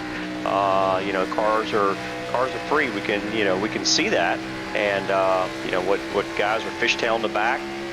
Some guys aren't making headway, and when you have this restart after a caution, it'll take a couple laps for them to get settled in. And but yeah, it's awesome to see that there's 3 wide, 4 wide. I mean, really, and I've done this enough to know that there's a lot of pressure on these guys at this point in time, especially in closing laps of the race. But the times that I've done this, it's like, man, I got out and I'm like, out of my sim, I'm like, I got the air conditioner on here and I'm sweating. It's a lot of pressure on you. So these guys racing side by side like this, I mean, it's harder than it looks. So kudos to all of them for doing as well as they are. You know what I see? Here's what I see. See that 51 car right there? You see where he is? Yeah. I was about to make the point, DW, that we do have Kyle Busch up in the top 3, fighting Shane Van Gisbergen, fighting Raja Caruth, but arguably the 3 fastest drivers out here. And then, oh, by the way, Anthony Alfredo, who's just as fast as all of them and won this race. If anything, I'm almost a little surprised to see Will Rogers have the staying power. He's been consistent on ovals, but I don't know if we've seen him be outright the quickest here, and I wonder whether or not that'll hold up. It'll be curious to see how he fights off 3, 4, maybe even 5 drivers. And also, let's give a call to Ryan Vargas, too, who got caught up in that incident early and got bumped and sent to the back and then in the fence and had to worry about everything. Talk about drives through the field. He's come all the way from the back into the top 10, almost into the top 5. Real quick, guys, one thing I love about Kyle Busch, you watch his car. There are cars that are faster than his down the straightaway, but he makes up all the time in the turns. And that's just driver ability. He gets up on that wheel and he finds a way to get that thing to the front, even though he doesn't always have the fastest car. Cream rising. I think that's the easiest way to put it. We're starting to see the fastest drivers in this field figure out how to get to the front. And Bob Eaton, for all the yellow flags that we've had, as you see a good battle between Max Kinnon and Brad Perez and company, for all the yellows that we've had, I think it's fascinating that even through all that, you look at some of the names, the top 5, top 10 right now, and it's not a surprise to see them up near the front because they're the drivers who find speed on ovals and M&R week in, week out. Yeah, I mean, it really is. Yep, go ahead. No, I was going to say Max Kinnon, I don't know if we meant or not, but his dad, Jerry, is a former crew chief, worked for Robert G., was over at Hendrick Motorsports, really good, a good crew chief, and his kid here tonight is holding a pretty wheel, so good for him. Yeah, he's got a beanbag chair over there to the right. I guess when he get done, he can lay down, and But yeah, so yeah, Jerry obviously know Jerry well. No, that's Jerry. Yeah, that's where Jerry sits. Yeah, so good to see Max running well. But yeah, to your point, I mean, when you get down to the end of a race, and winners, guys that run good, I mean, they're going to find their way to the top 5, top 10. Week in and week out, usually no matter what, and they're just really good at it, and they know it's a 100-lap race. They know there might be some cautions or a lot of cautions, and but yeah, still no matter what, they find their way at the top. And you look at the top 5, top 10, and you see regular guys that are always up there, and again, the cream rises to the top, and we've definitely seen this happen again tonight. Yeah, well, Kyle Busch, just think about this. He has over 200 wins. So how many wins do these other cats have? Yeah. Uh-oh. Well, there's trouble. Yeah. Brandon Brown and Colin Fern, another playoff driver who had speed in the beginning of this race and just got buried back there with traffic. Jacob Hitz, what happened?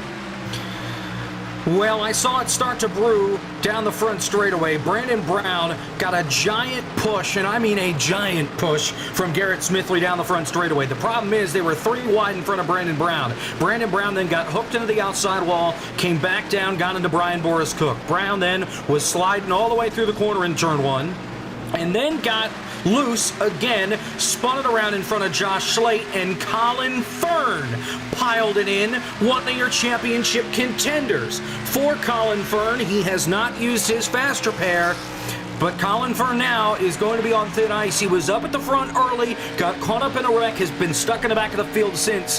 This is not what Colin Fern was really looking for. Even though Colin Fern was second in the points coming into tonight, there's still always a chance that he drops out and is on the outside looking in after tonight. We're at 80% of the race almost here with 23 laps to go. When we get to 90, you think we've seen a lot of crashes? Wait till we get to 90% of the race behind us. The biggest question will be who's got a faster pair left. Bobby, you'll know that well. You've seen how that pans out. But I look over here. I've got a list on my live timing and scoring, and I got a little column that either says 0 of 1 or 1 of 1 if drivers use their faster pairs. At the beginning of that race, it was zeros across the board. But as we continue to progress in this thing, I keep seeing more ones light up and light up and light up and continue to go. And the drivers who have faster pairs are definitely outnumbered now by the drivers who have used them. Yeah, I think that, obviously if you can save that faster pair, and I've done this before in the sim racing that I've done. I mean, when you have one, or you have, obviously if you have 1 or 2, then you don't want to use them up, especially when you just have one. You know that you got to get to the end of it, and when you got 25 or so laps to go, I mean it makes it tough if you already used it, because you can't afford to be in that wreck that's happened in front of you. You can't avoid. So. Yeah, I mean, I can't get my scoring up to see the same thing you did, but I'm sure with all the caution that we've had, a lot of guys have used some faster pairs. Yeah, and what happens now is, you maybe give a little bit, maybe you lift a little bit, let a guy in, maybe cut him some slack. No more. It's all over with now. You got no friends. You're trying to win this race, and you'll do whatever you got to do to make that happen. We come to 25 laps to go. We remind you that tonight's broadcast of the Monday Night Racing Pro Series is brought to you by Battle Beaver, who has everything you need for your next custom controller, console, or PC skin. With options for PlayStation, Xbox, GameCube, and more, Battle Beaver has everything you need to make your system look exactly the way you want it. You can head to their website at battlebeavercustoms.com to pick up your next skin today. And Bobby, to your point about faster pairs, I've got a little bit more advanced timing and scoring, so let's just go ahead and run through this list of drivers and see where everybody is on faster pairs, starting from the top, working as far down as we can. Anthony Alfredo still has his. He leads. Garrett Smithley and Raja Caruth have used theirs. They're second and third. David Schildhouse in fourth has his faster pair. Shane Van Gisbergen does not. He's fifth. Kyle Busch and Will Rogers, sixth and seventh. They have their faster pair. Ryan Vargas does not in eighth. Max Kennan and Brad Perez in 9th and 10th do have their faster pair. Adam Cabot in 11th does not. Preston Pardus and James Bickford, 12th and 13th. They've got theirs.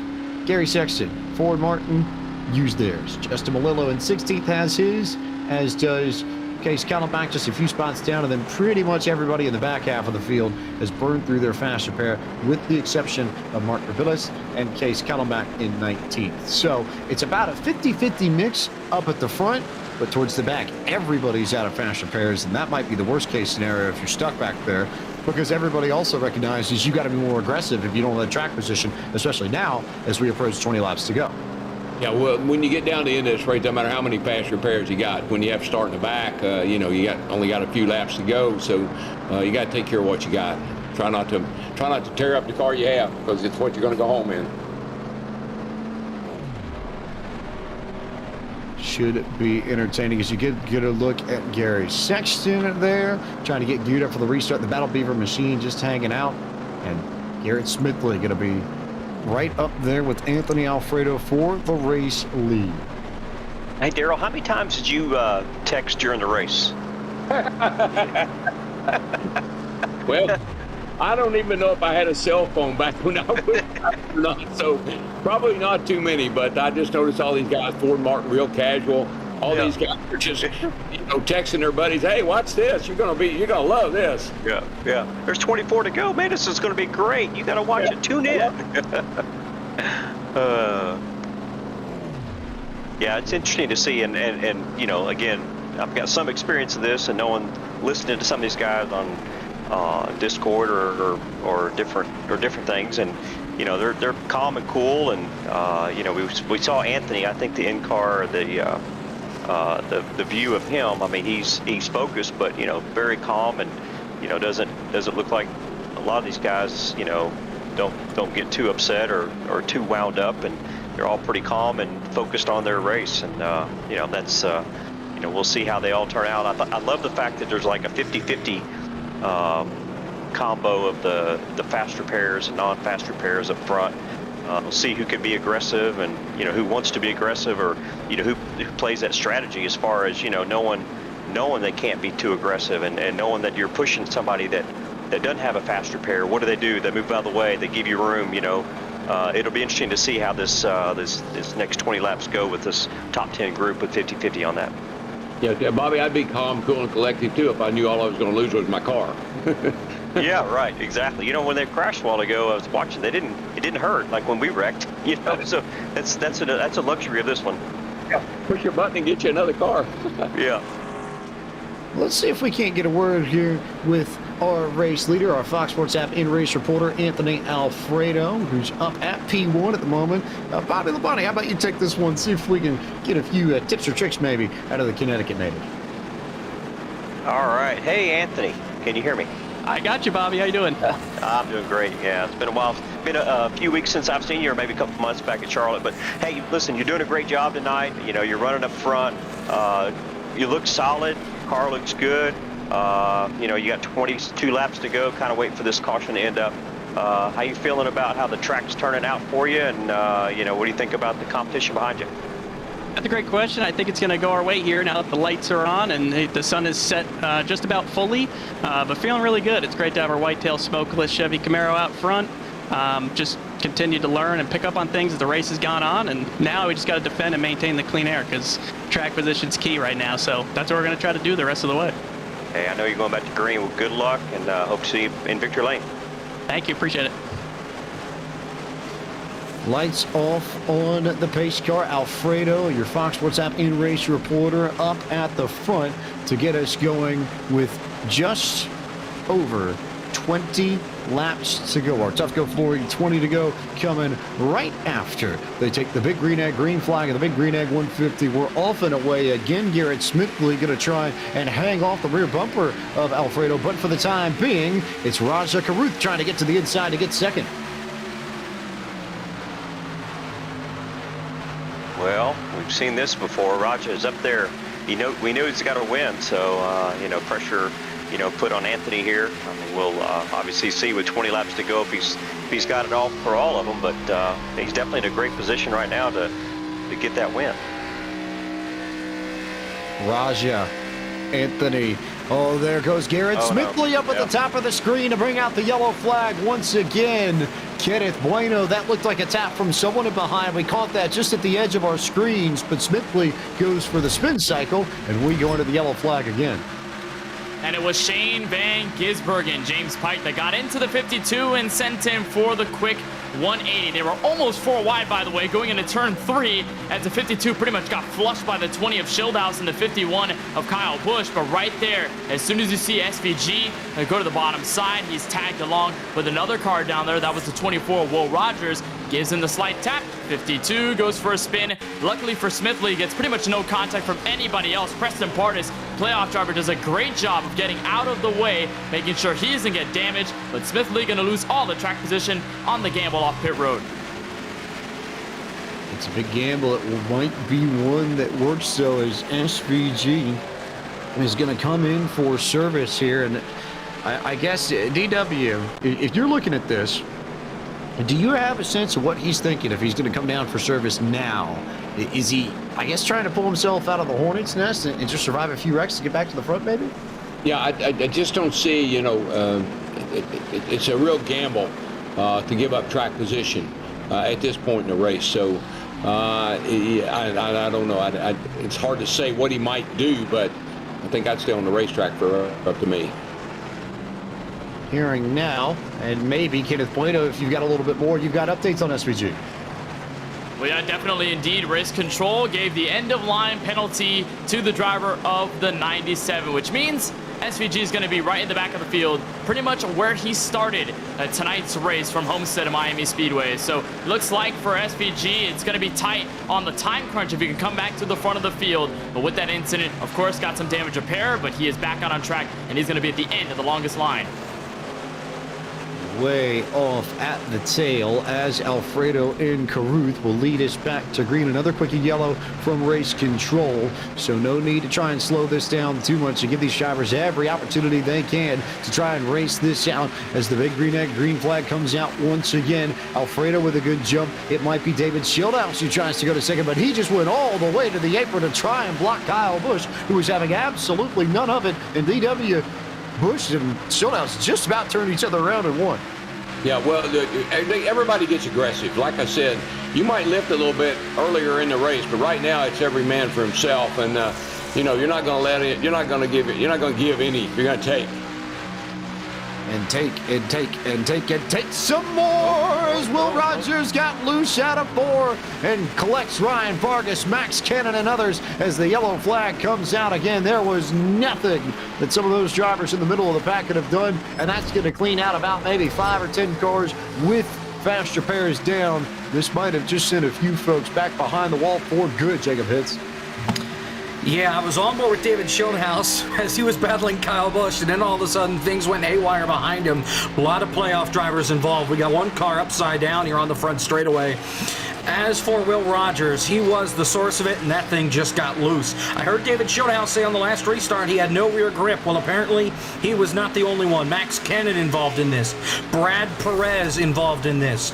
Perez not a playoff contender, but a lot of these others are. And Preston Pardis was breakdancing here on the front straightaway upside down after he got hit from Case Kallenbach. So we've got at least 3 or 4 playoff drivers involved in this, all in the sandwich. Rogers, Cannon, Vargas, and Pardis all crashed. They were 4 wide spinning on the front straightaway. Maybe. This thing off, something catch on fire, and we'd be all the way there. Yeah. So Daryl, a couple things come to my mind is obviously you saw Kyle Busch narrowly escape that, right? Which that's Kyle Busch. He gets through things. He sees things, right? And then something I think that you've always probably said at some point in time, maybe quite often, was cautions breed cautions. Yeah, well, we have bred a lot of cautions tonight. I got to tell you. So yeah, they do. That's it's usually, this is not surprising that you come down the end of this race and you see people getting aggressive and running over each other. I'm just surprised at the number of cautions we've had. I didn't think we'd see near this many cautions tonight as we have, and that's unfortunate. Yeah, and I mean, Will Rogers, obviously, like you said, when you get down to 20 to go, you're in the gas a little harder, you're driving it a little deeper, you're doing things a lot different. He just got a little bit loose, and again, being a sim racer, somewhat of a sim racer myself. I mean, yeah, been there, done that. You're back in the gas, and you feel like you got the feel of it, but it just gets a little bit loose on you. Collect the wall, and then you collect a lot of other cars. So it's just part of racing, and when you're on these restarts, it's tough, like we talked about, and he just got a little bit loose. You know what, Bobby? It's obvious to me that we're not going to race these cars anymore. This is the last race of the year for these guys and these cars. Yeah. It's well, I don't know how many people are going to be unfortunately going to be out, really, because they don't have a fast repair. They don't have much repair left. I don't know, but we'll see what it does. That's exactly what I was trying to figure out, Bobby, is you two were just going back and forth, looking here at the live tag I've got to get a good feel for this. Josh Slate's in that mix. I think Shane Van Gisbergen's got a little bit of damage, but he's okay. Garrett Miller's car is all torn up. Ryan Vargas got some good damage.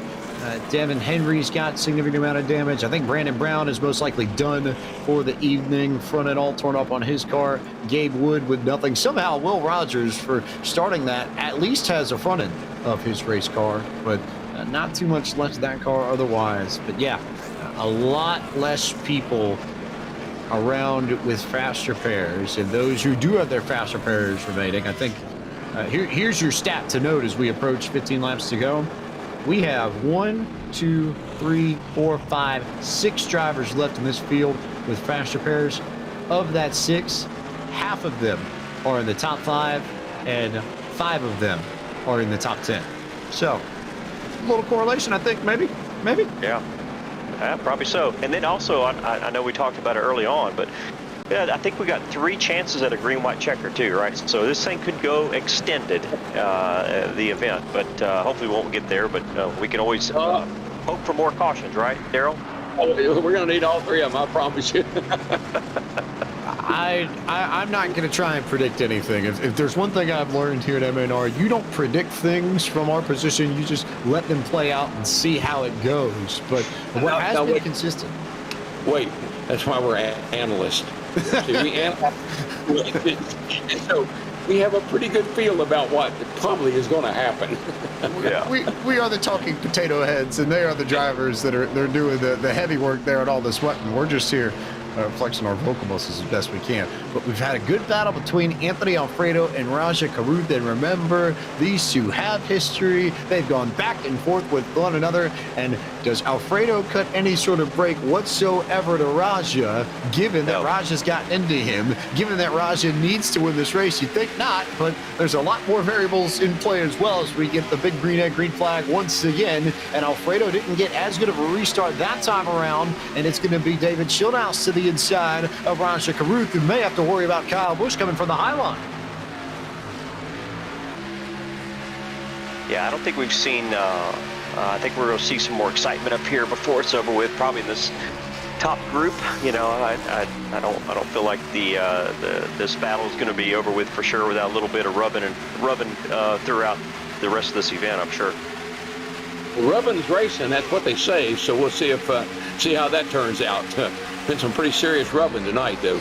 Yeah. There is probably more on the docket. Here's Gary Sexton in the Battle Beaver machine, who started in 31st and has just survived more than anything else all the way up into the top 10. Working over the rear bumper of Kyle Busch there, and Adam Cabot too. Remember, he got caught up in that incident with Raja Caruth mid-race, and both of them have driven all the way from the back to the front, not for the first time tonight. Kyle Busch did a nice slide job there. Oh, yeah. Yeah. Don't look back.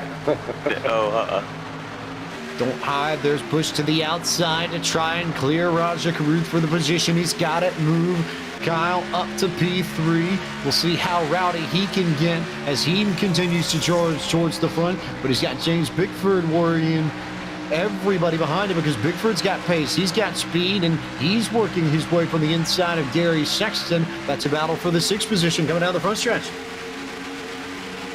I think Roger's fading a little bit there, isn't he? He's not quite got the speed as he on this restart as he did the last one, looks like. We'll see. In they go, guys. Yeah. How do you handle this in DW? Where do you go, or no? We'll have another yellow flag, actually, trouble towards the back, as I think Kenneth Bueno, Brett Baldeck was one of the cars involved in that, but I wasn't sure if he was the only one involved in that. Yeah, if you're Kyle Busch, you're just hoping one of those guys in front of you, they'll make a mistake. They'll do something that will open the door for you, because I don't think Kyle has as fast a car as those two cars in front of him. But if they make a mistake or they happen to have a problem, he's going to pounce all over them. So I have to wait and see. Tight, testy, tricky, tough. Kenneth Bueno, what'd you see from your perspective? Saw the same thing you guys did, James. 4 got insanely loose in the middle of 1 and 2. That's been the case for many drivers tonight, but it's right there, leading down into the seam at Homestead and Miami Speedway. Because of the progressive banking, when you have those different seams and you try to manage up through them, the car will really start to kick out. The rear end would start to step away, and for the 4, that's exactly what happened as he was trying to cut down to the middle of the racetrack, got loose, overcorrected it, went into the outside wall, and fortunately, playoff driver Max Kennan barely avoided that, barely for the moment, but in turns for the 4, got into the 57 and the 97 respectively, so all 3 of them with damage. They've got damage across the board. A few drivers who just haven't had a lot of luck today involved in that one, and that will bunch up the front of the field more than anything else. But for the moment, we will remind you that tonight's broadcast of Monday Night Racing is brought to you by our friends at BOOSTED.BIZ. Boosted builds a custom platform for your brand to sell your products, and they take care of everything on the back end, so pay nothing up front and let them handle the rest. To get started with your online store, get boosted by visiting boosted.biz today. You know what? If this was a cup race, we'd have about 10 cars running right now, because the damage, they wouldn't be able to repair all the damages that have been done to some of these cars. So we still have a pretty nice field of cars as we come to, 8 to go, I think. 8, I believe, is the magic number, working towards 7 as Anthony Alfredo is still in control of this. But David Schildhaus up into 2nd, and there's an interesting story in and of itself. We know Kyle's got to win this thing, but David Schildhaus has come pretty close to winning on 1.5 miles. He would get victory number 3 on the season if he can bring it home, and he'd be the only driver to win 3 races in Season 4 if he takes the checkered flag. And for as much as he's talked about trying to win this title, and as much as he's trying to insert himself as the dominant driver of Season 4, you get a checkered flag here, Bobby, I figure it goes a long way towards backing up that point. Oh yeah, it really will. And I mean that's what you're going for. And if you can get that win, but gosh, I don't know. It's going to be tough. I mean, you got Ray J up there. You got Kyle. They got to win. I don't know where I put my money down right now. I mean, obviously, other than the pace car, I still think Anthony might be the one. But man, with the guys that got to win, they're going to put it all out on the line here, just here in the next 7 laps. They're going to go crazy, but I'll come back to you on this. Can you roughly sketch out Bobby Labonte's ideal strategy for a leader like Anthony or second like David or Kyle or anybody else from third on back? What do those look like, and how do those differ? You mean as far as them individually on the track? Yeah, what you want to do in order to try and get a win? Yeah. I mean, obviously, at this point in time, the cautions have flown, and they're probably going to fly again. And obviously, Anthony, if you can control this race, and meaning just try to run maybe the middle of the racetrack, keep the air off the car behind you, watch the mirror, but just try not to watch it too much. And it really is going to depend on hitting 7 completely perfect laps that you got to put in succession to keep everybody behind you. I think, Bobby, the thing is, don't make a mistake. If you can run these last 6 or 7 laps here and not make a mistake, you're going to come home with a win. And I think that's what you really focus on, trying to keep everything under control. Big green egg, green flag back out. Jacob hits more info from Raja. Raja Caruth and Colin Fern were talking about the points battle, and Raja was told by Colin Fern P8 or better is all he needs unless Kyle Busch can win. Kyle Busch right now is going in the wrong direction in a hurry, guys. He went from 3rd to 8th in 1 lap, fighting for P9 right now with Brian Boris Cook. So Raja Caruth right now, where he's at would be enough to point his way into the next round.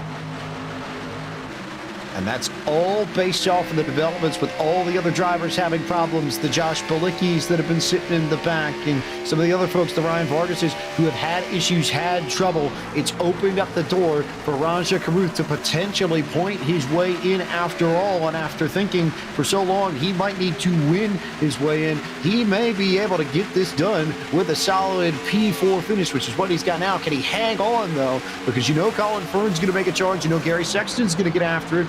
James Bigford's going to go for it too. All of them are just on the right side of your shot here, trying to chase down the leaders and get a few more spots before you get the checkered flag. And I think it shows the intensity that these guys have at the end of this race. I mean, Kyle Busch was up there running 3rd before that caution. And right now he's falling back to, 6th, 7th place.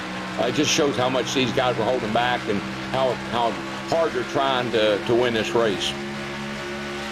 Alfredo clear by maybe 2 or 3 car lengths. He's got space as we've got 3 laps to go in this big green egg 150 at Homestead, Miami, Bobby. And look at Raja Caruth all the way up on the high line, trying to get every last bit out of his Market Rebellion Crypto Chevy Camaro in these final laps.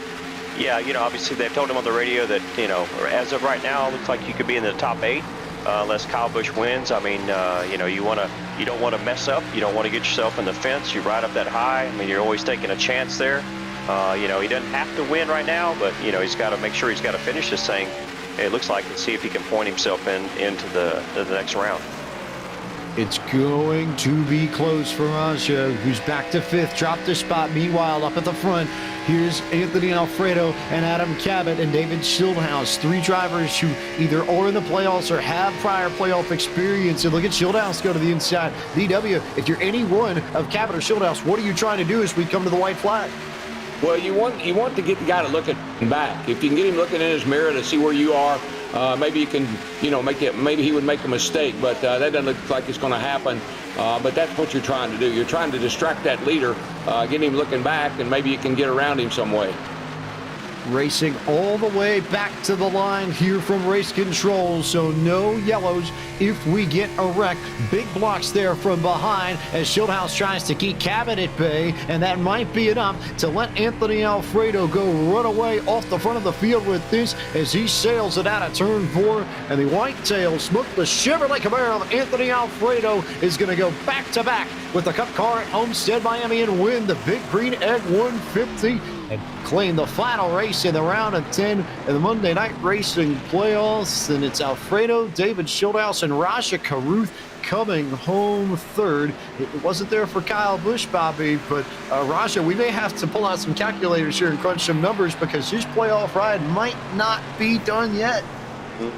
Yeah, that's obviously, you try to punch those numbers, or your spotter does, somebody in your crew does, and you think you got all the math right. You hope you do. If he was told that he didn't have to win, I'm sure he's trying to win, but did that make a difference in it? We'll have to wait and see. And it'd be terrible to know that that he maybe took it a little bit easy for a lap and finished third instead of trying for that victory. As we get a look at our Martin Sports winning moment, courtesy of our friends at Martin Sports, founded over 10 years ago in the frozen Upper Peninsula of Michigan.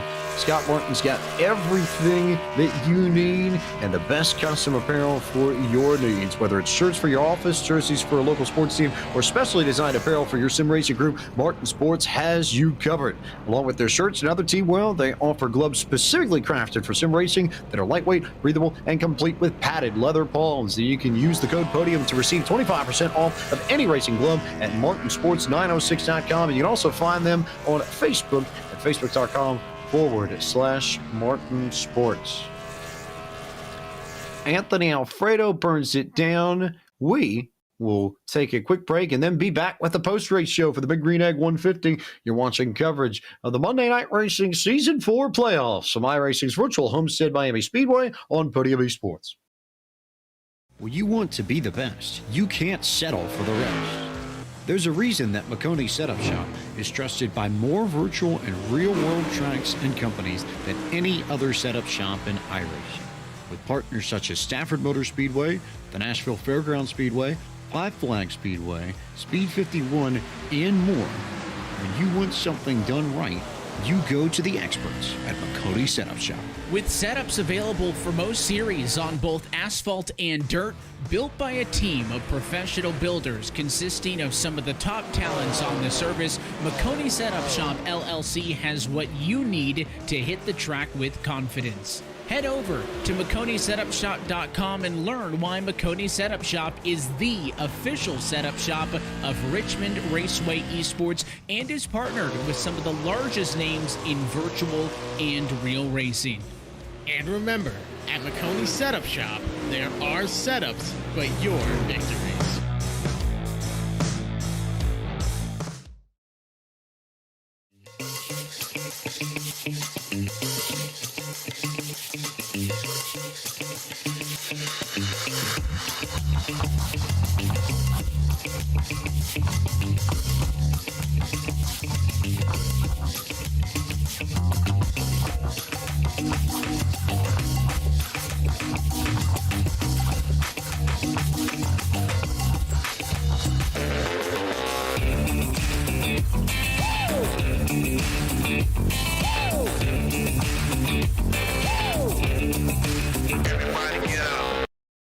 Howdy, I'm Ashley, and this is my partner Frankie. There's no better time than right now to purchase a home or refinance your current mortgage. My company, Wyndham Capital, has amazing rates and a seamless process to get your loan across the finish line. Give me a shout for all of your mortgage needs.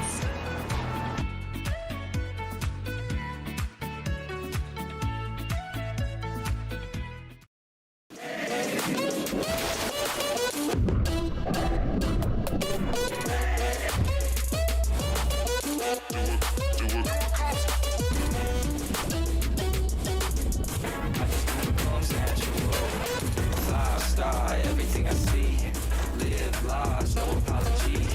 Take charge, no one can compete. I just do what comes natural.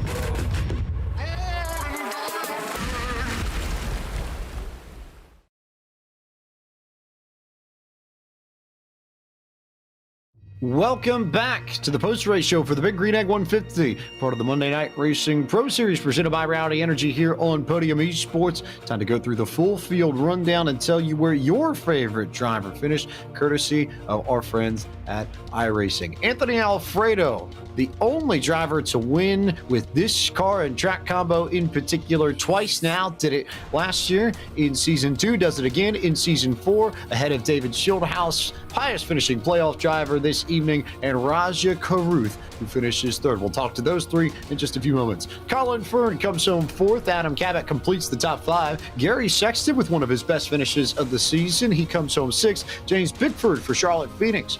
Good run, finishes 7th. Kyle Busch needed to win, couldn't quite get there at the end and lost the track position late. He comes up 8th. Preston Pardish finished in the 9th position, and it looks like it's Shane Van Gisbergen climbing all the way through the field and coming back Kenneth Bueno to get that 10th place finish.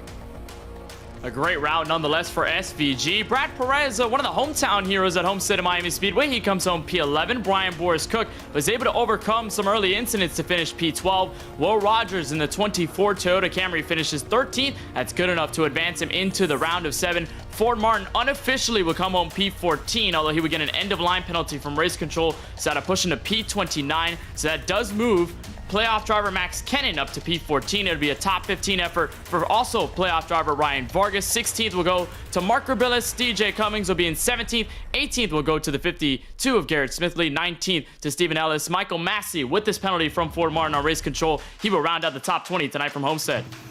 So with that penalty, again, it shuffles everything around. So Garrett Miller will finish at 21st. Case Collenbach will finish 22nd. Then Seth Eggert, Devin Henry, Brandon Brown rounds out their top 25. Then it's Justin Malillo, Robbie Lyons, Gabe Wood, Gabe Wood, and then Ford Martin. Then things get back to normal with Brett Baldick 10 laps down in 30th. In your final 4, Josh Balicki did not finish tonight. He is out of the playoffs in 31st. Joshua Slate in 32nd. Nick Olson, the winner of the Road to Glory race, he finishes 33rd. Matt Stallknecht rounds out your field of 34 tonight. And there's your full field rundown for tonight's Big Green Egg 150, presented to you by iRacing, the world's premier online racing game that puts you in the driver's seat to experience today's newest form of competitive motorsport, virtual racing, all from your home PC. Race virtually in Australian supercars, IndyCar, IMSA, NASCAR, the World of Outlaws, and more. And with over 200,000 drivers on the service and over 90 laser-scan tracks and cars to choose from, iRacing is your portal to the racing world, and you can get on track today by heading to iRacing.com. Let's get off track though, and we'll turn it over to Daryl Waltrip, who is with our race winner for the second time in a row with the Cup cars at Homestead, Miami. Anthony Alfredo now joins us in the booth. Hey, Anthony, man, did you even break a sweat? No, it looked you awfully calm and cool behind the wheel tonight. Thank you. No, I feel really good. I was just having a good time tonight. I felt like I was in a great mood all race long. Just tried to mind my own business and stay clean and just make it to the end. And that's what we did. It got a little crazy there at the end with all the cautions, but if anything, it probably worked in our favor. I wanted to run long. I didn't want all those restarts and stacking them up, but at the same time, I felt like I was able to manage the lanes really well and control everyone behind me just because I had the clean air. So that was a big deal for us, but most importantly, it feels so great to get a win this season. Been working really hard at it. Just feel like they've slipped away way too many times this season. So it feels good to be back in victory lane, and for the first time, Whitetail Smokeless. They deserve it so much. They've been supporting me a lot on iRacing and in this league. So I'm happy for them, and first win in the 23 car. So there's nothing more I'd love to do this year than win an Xfinity race and get Chris Hours first, as I'm driving for Hour Motorsports full time. So that's the goal now, but it's nice to get a little bit virtual momentum rolling for sure. You really, I have a saying, I use it a lot. You were holding a pretty wheel. And that was one thing that I noticed. You were not fighting with the car. The car seemed to be responding to everything that you wanted it to do. I was a little bit worried because there were so many cautions, but you managed that well. You did an incredibly good job, and I'm very proud of the effort you put forth tonight. Congratulations, and Hey, I'd run that car. I don't know where they run next, but that's the car I'd run for sure. Absolutely, yeah, it felt good. I just let it do its thing and tried to be smooth. It wouldn't be possible as well with all my sim racing partners and real life sponsors as well. But the SimSeats driving simulators got it all. I've got my MPI steering wheel, same one I use in real life, so it just feels natural to me. I've got D-Box technology haptic system, so I could really feel the car and just make the most of maximizing my speed all night long. And I think that's what played a key factor in getting this win. Congratulations, brother, and we'll see you down the road. Sounds good. Thank you. Anthony Alfredo, P1 tonight from Homestead, Miami. We'll turn it over to another driver who knows about finishing first at Homestead. Bobby Labonte is with our runner-up for the evening, David Schildhouse. Hey, David, listen, that was a great run. Obviously, you came home second. You were close to Anthony, and we watched this whole race unfold, and it was a long one. And I was going to ask you, like, man, were you looking for the cautions that were come out? I mean, it's like, was that in your favor, you think, or do you think you would have liked to have long runs? First of all, Bobby, it's a pleasure and an honor. Having Green on the car tonight, getting to talk to you after the fact, I like that.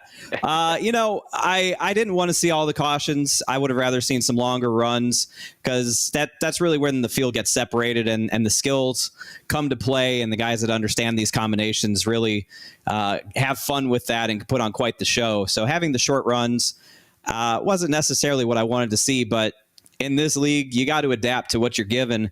And that's what I adapted to, was understanding the likelihood of a long run was probably gone. So at that point, you can drive a little bit harder knowing you don't have to save tires quite as aggressively. So when you understand what's going on and what the likelihood of a green flag run is, you can really change the way you approach these things.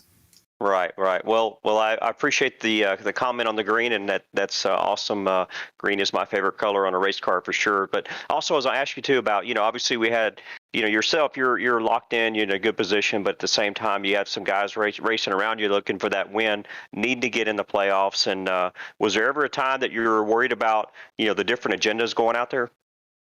Oh, absolutely. When I see Kyle Busch lining up in my rearview mirror in those late race restarts, and I know he has to win, I mean, it's not a fun place to be because he's going to be 120% going into the turn. And he was, but you got to deal with it. I want to go out there and finish well. Keep, putting my stamp on this league as I have throughout the whole season. Knowing Raja was in the same position and running around him, they have to press harder. I don't. I was in a good spot, so I don't necessarily have to go as hard as they do. So really in that position, I feel advantaged because they're more likely to make a mistake when they push harder, and I'll just put myself in a position to take advantage of it. Well, good. Well, that, and obviously exactly what you said you did. You put yourself in a great position, and you definitely didn't. You made them make mistakes, and you didn't. Almost came home with a win. So a good finish for you, and hey, good luck the rest of the season. I appreciate it, Bobby. Very proud and thankful to have TobyChristie.com on this Chevy tonight. Toby's been a wonderful sponsor along with everybody else like Advanced GG, Gamer Advantage, Respawn Products, Thrustmaster, Next Level Racing, and everybody over at twitch.tv/Schildhouse. We gave the children a great show tonight. We're moving on. We're still the points leader, and this championship still goes through me. We'll see you next week. Thanks, Bobby. Big fan. Yes, sir. Thank you. That confidence that we've talked about all season from David Schildhouse clearly still there. He wants to be the driver that they drive through. And then you've got other stories like the one that we saw tonight from our third place finisher, Raja Karuth. And Raja, how many lives did you live in this one race tonight? Because I can't even fathom having to balance so much of what happened over the course of 100 laps from your perspective. Well, James, I mean, it was pretty simple with our Market Rebellion Crypto Chevy. We just had to finish top 3 or better, obviously depending on how Kyle and Josh and Preston ran. So that was it was simple in that regard, but it's never simple in how these races go, as you know. So pretty up and down night, but to end up third is good. Goal accomplished. You essentially swap places with Josh Palicki in the top 7, and we can confirm you're going round of 7 racing in the point scenario. Certainly the, I would argue, the more mathematically unlikely scenario of the two, but here you are you're in the round of 7. I don't know if you love the road that you took to get here, but in a sense, it's job accomplished. So does that change the way you approach the next few races here, or is it still just sort of back to the wall in your head the way it's been pretty much since we were at Chicagoland a few weeks ago?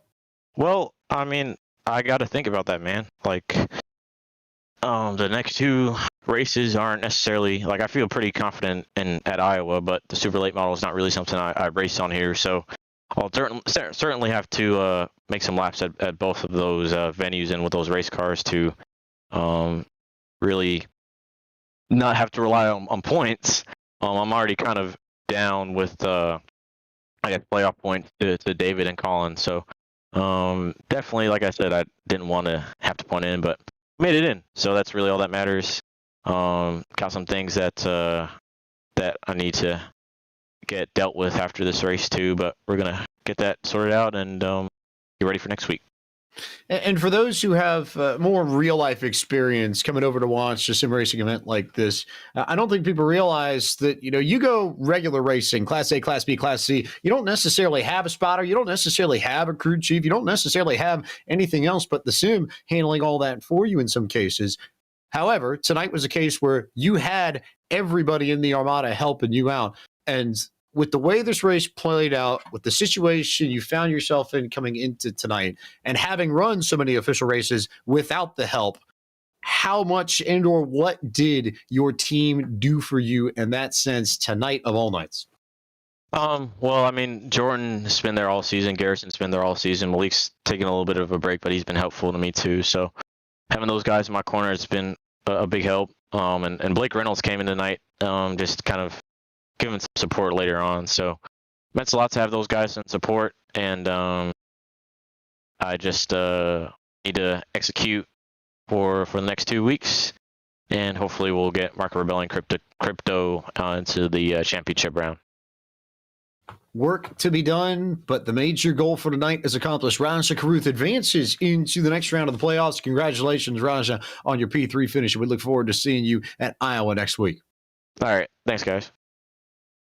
There are your podium finishers, and we go from 1.5 miles to the shortest track left on the schedule 1 week from tonight, Rusty Wallace's Palace, Iowa Speedway. Next up, January 24th, we take the trucks to the NASCAR Camping World Truck Series there. You'll see that broadcast on twitch.tv/Podium2, as well as Podium's Facebook, YouTube pages, and the Monday Night Racing Twitter page. Coverage, as always, begins at 8 p.m. Eastern. And we will have the first race, the round of 7, as well as the rest of the Monday Night Racing playoffs in their entirety here on Podium eSports. Gentlemen, what a lot of fun to have tonight. It's not every day that you get to be joined by 2 NASCAR Hall of Famers on a broadcast like this. So, Bobby, we'll come to you first. What do you take away from this experience, your first crack at Monday Night Racing? What'd you notice, what'd you see, and what'd you enjoy the most? Well, it's a lot easier doing this than it was driving. I think I did this a couple of times a couple years ago. I drove it. So obviously with Daryl, yourself, a lot of fun for me. But, watching Anthony, I've actually got to know Anthony a little bit over the course of the year and a half, and talked to him a couple times on the phone, see him at the racetrack, and just a great kid, and just love the way he goes about his business and does his racing. And looking back throughout the whole field, and you got it's cool to hear these drivers talk, because sometimes if I don't hear it on Discord or whatever, but how professional they are, how calm they are, and how articulate they are. So it's fun to be able to see that part of it. If I were racing tonight, I'd have thrown the helmet down and I'd have walked away, so I wouldn't get to hear all this. And but just the fun and talent that these guys have and how serious they are about it really is fun to be a part of. And DW, again, you've seen this sort of evolve. You've checked in from point to point and been around Monday Night Racing for a while now. So from your perspective, with that background, how cool is it to watch this thing evolve and grow the way it has? Yeah, I guess the plus for me tonight was Anthony Alfredo and just how smooth. I watched him, and I don't know what kind of setup he has. I don't know what kind of equipment he uses, but he was by far and away the smoothest driver that we had a shot of. And so congratulations to him. A little disappointed we had so many cautions, but cautions breed cautions, and so sometimes races go that way. But great speedway for these guys, great cars for these guys, and it was just a fun night. Every time I do one of these, I think I can't wait to do another one. It's so much fun, so competitive, and the guys are just, they're all excited, and they're Bobby's here, and DW's here, and Jane. We're all here, and it's a big party, so it's really fun. I think I'd be remiss not to say on behalf of everybody at M&R and Podium, a pleasure to have both of you here this evening. And by all means, if y'all want to come back on, we've got room for you in the booth. But before we go, we've got a few events to tell you about in the world of Podium Esports coming up over the course of the next week. Tomorrow night, the Operation eMotorsport iRacing League heads to the Saga Gilles Villeneuve in Montreal. You'll see that broadcast at 8 p.m. Eastern on the iRacing live portal at iRacing.com/live. Then Wednesday night, the Shenandoah Shine Race of Champions heads to the Rockingham is where they'll be at 9 p.m. Eastern on the Podium Esports Twitch channel. The iRacing Short Course National Series heads to Wild Horse Pass Motorsports Park. That broadcast at 10 p.m. on Thursday night on the Podium 2 Twitch channel and the Podium Facebook and YouTube and Twitter pages. And then Sunday night, it's the SimMax Cup Series powered by Max Pappas Innovations from right here in Homestead, Miami. That broadcast starts at 9:15 p.m. Eastern on the Podium Esports Twitch channel. And as always, you can follow us on Facebook, Twitter, Instagram, YouTube, or Twitch at Podium Esports.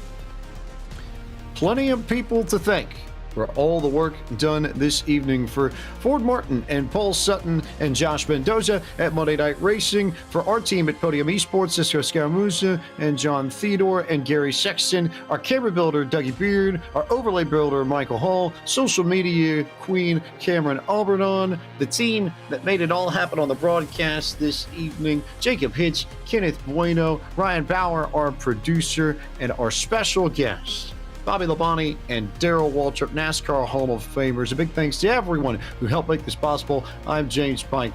So long from Homestead Miami Speedway. We look forward to seeing you all for the round of 7 from Iowa.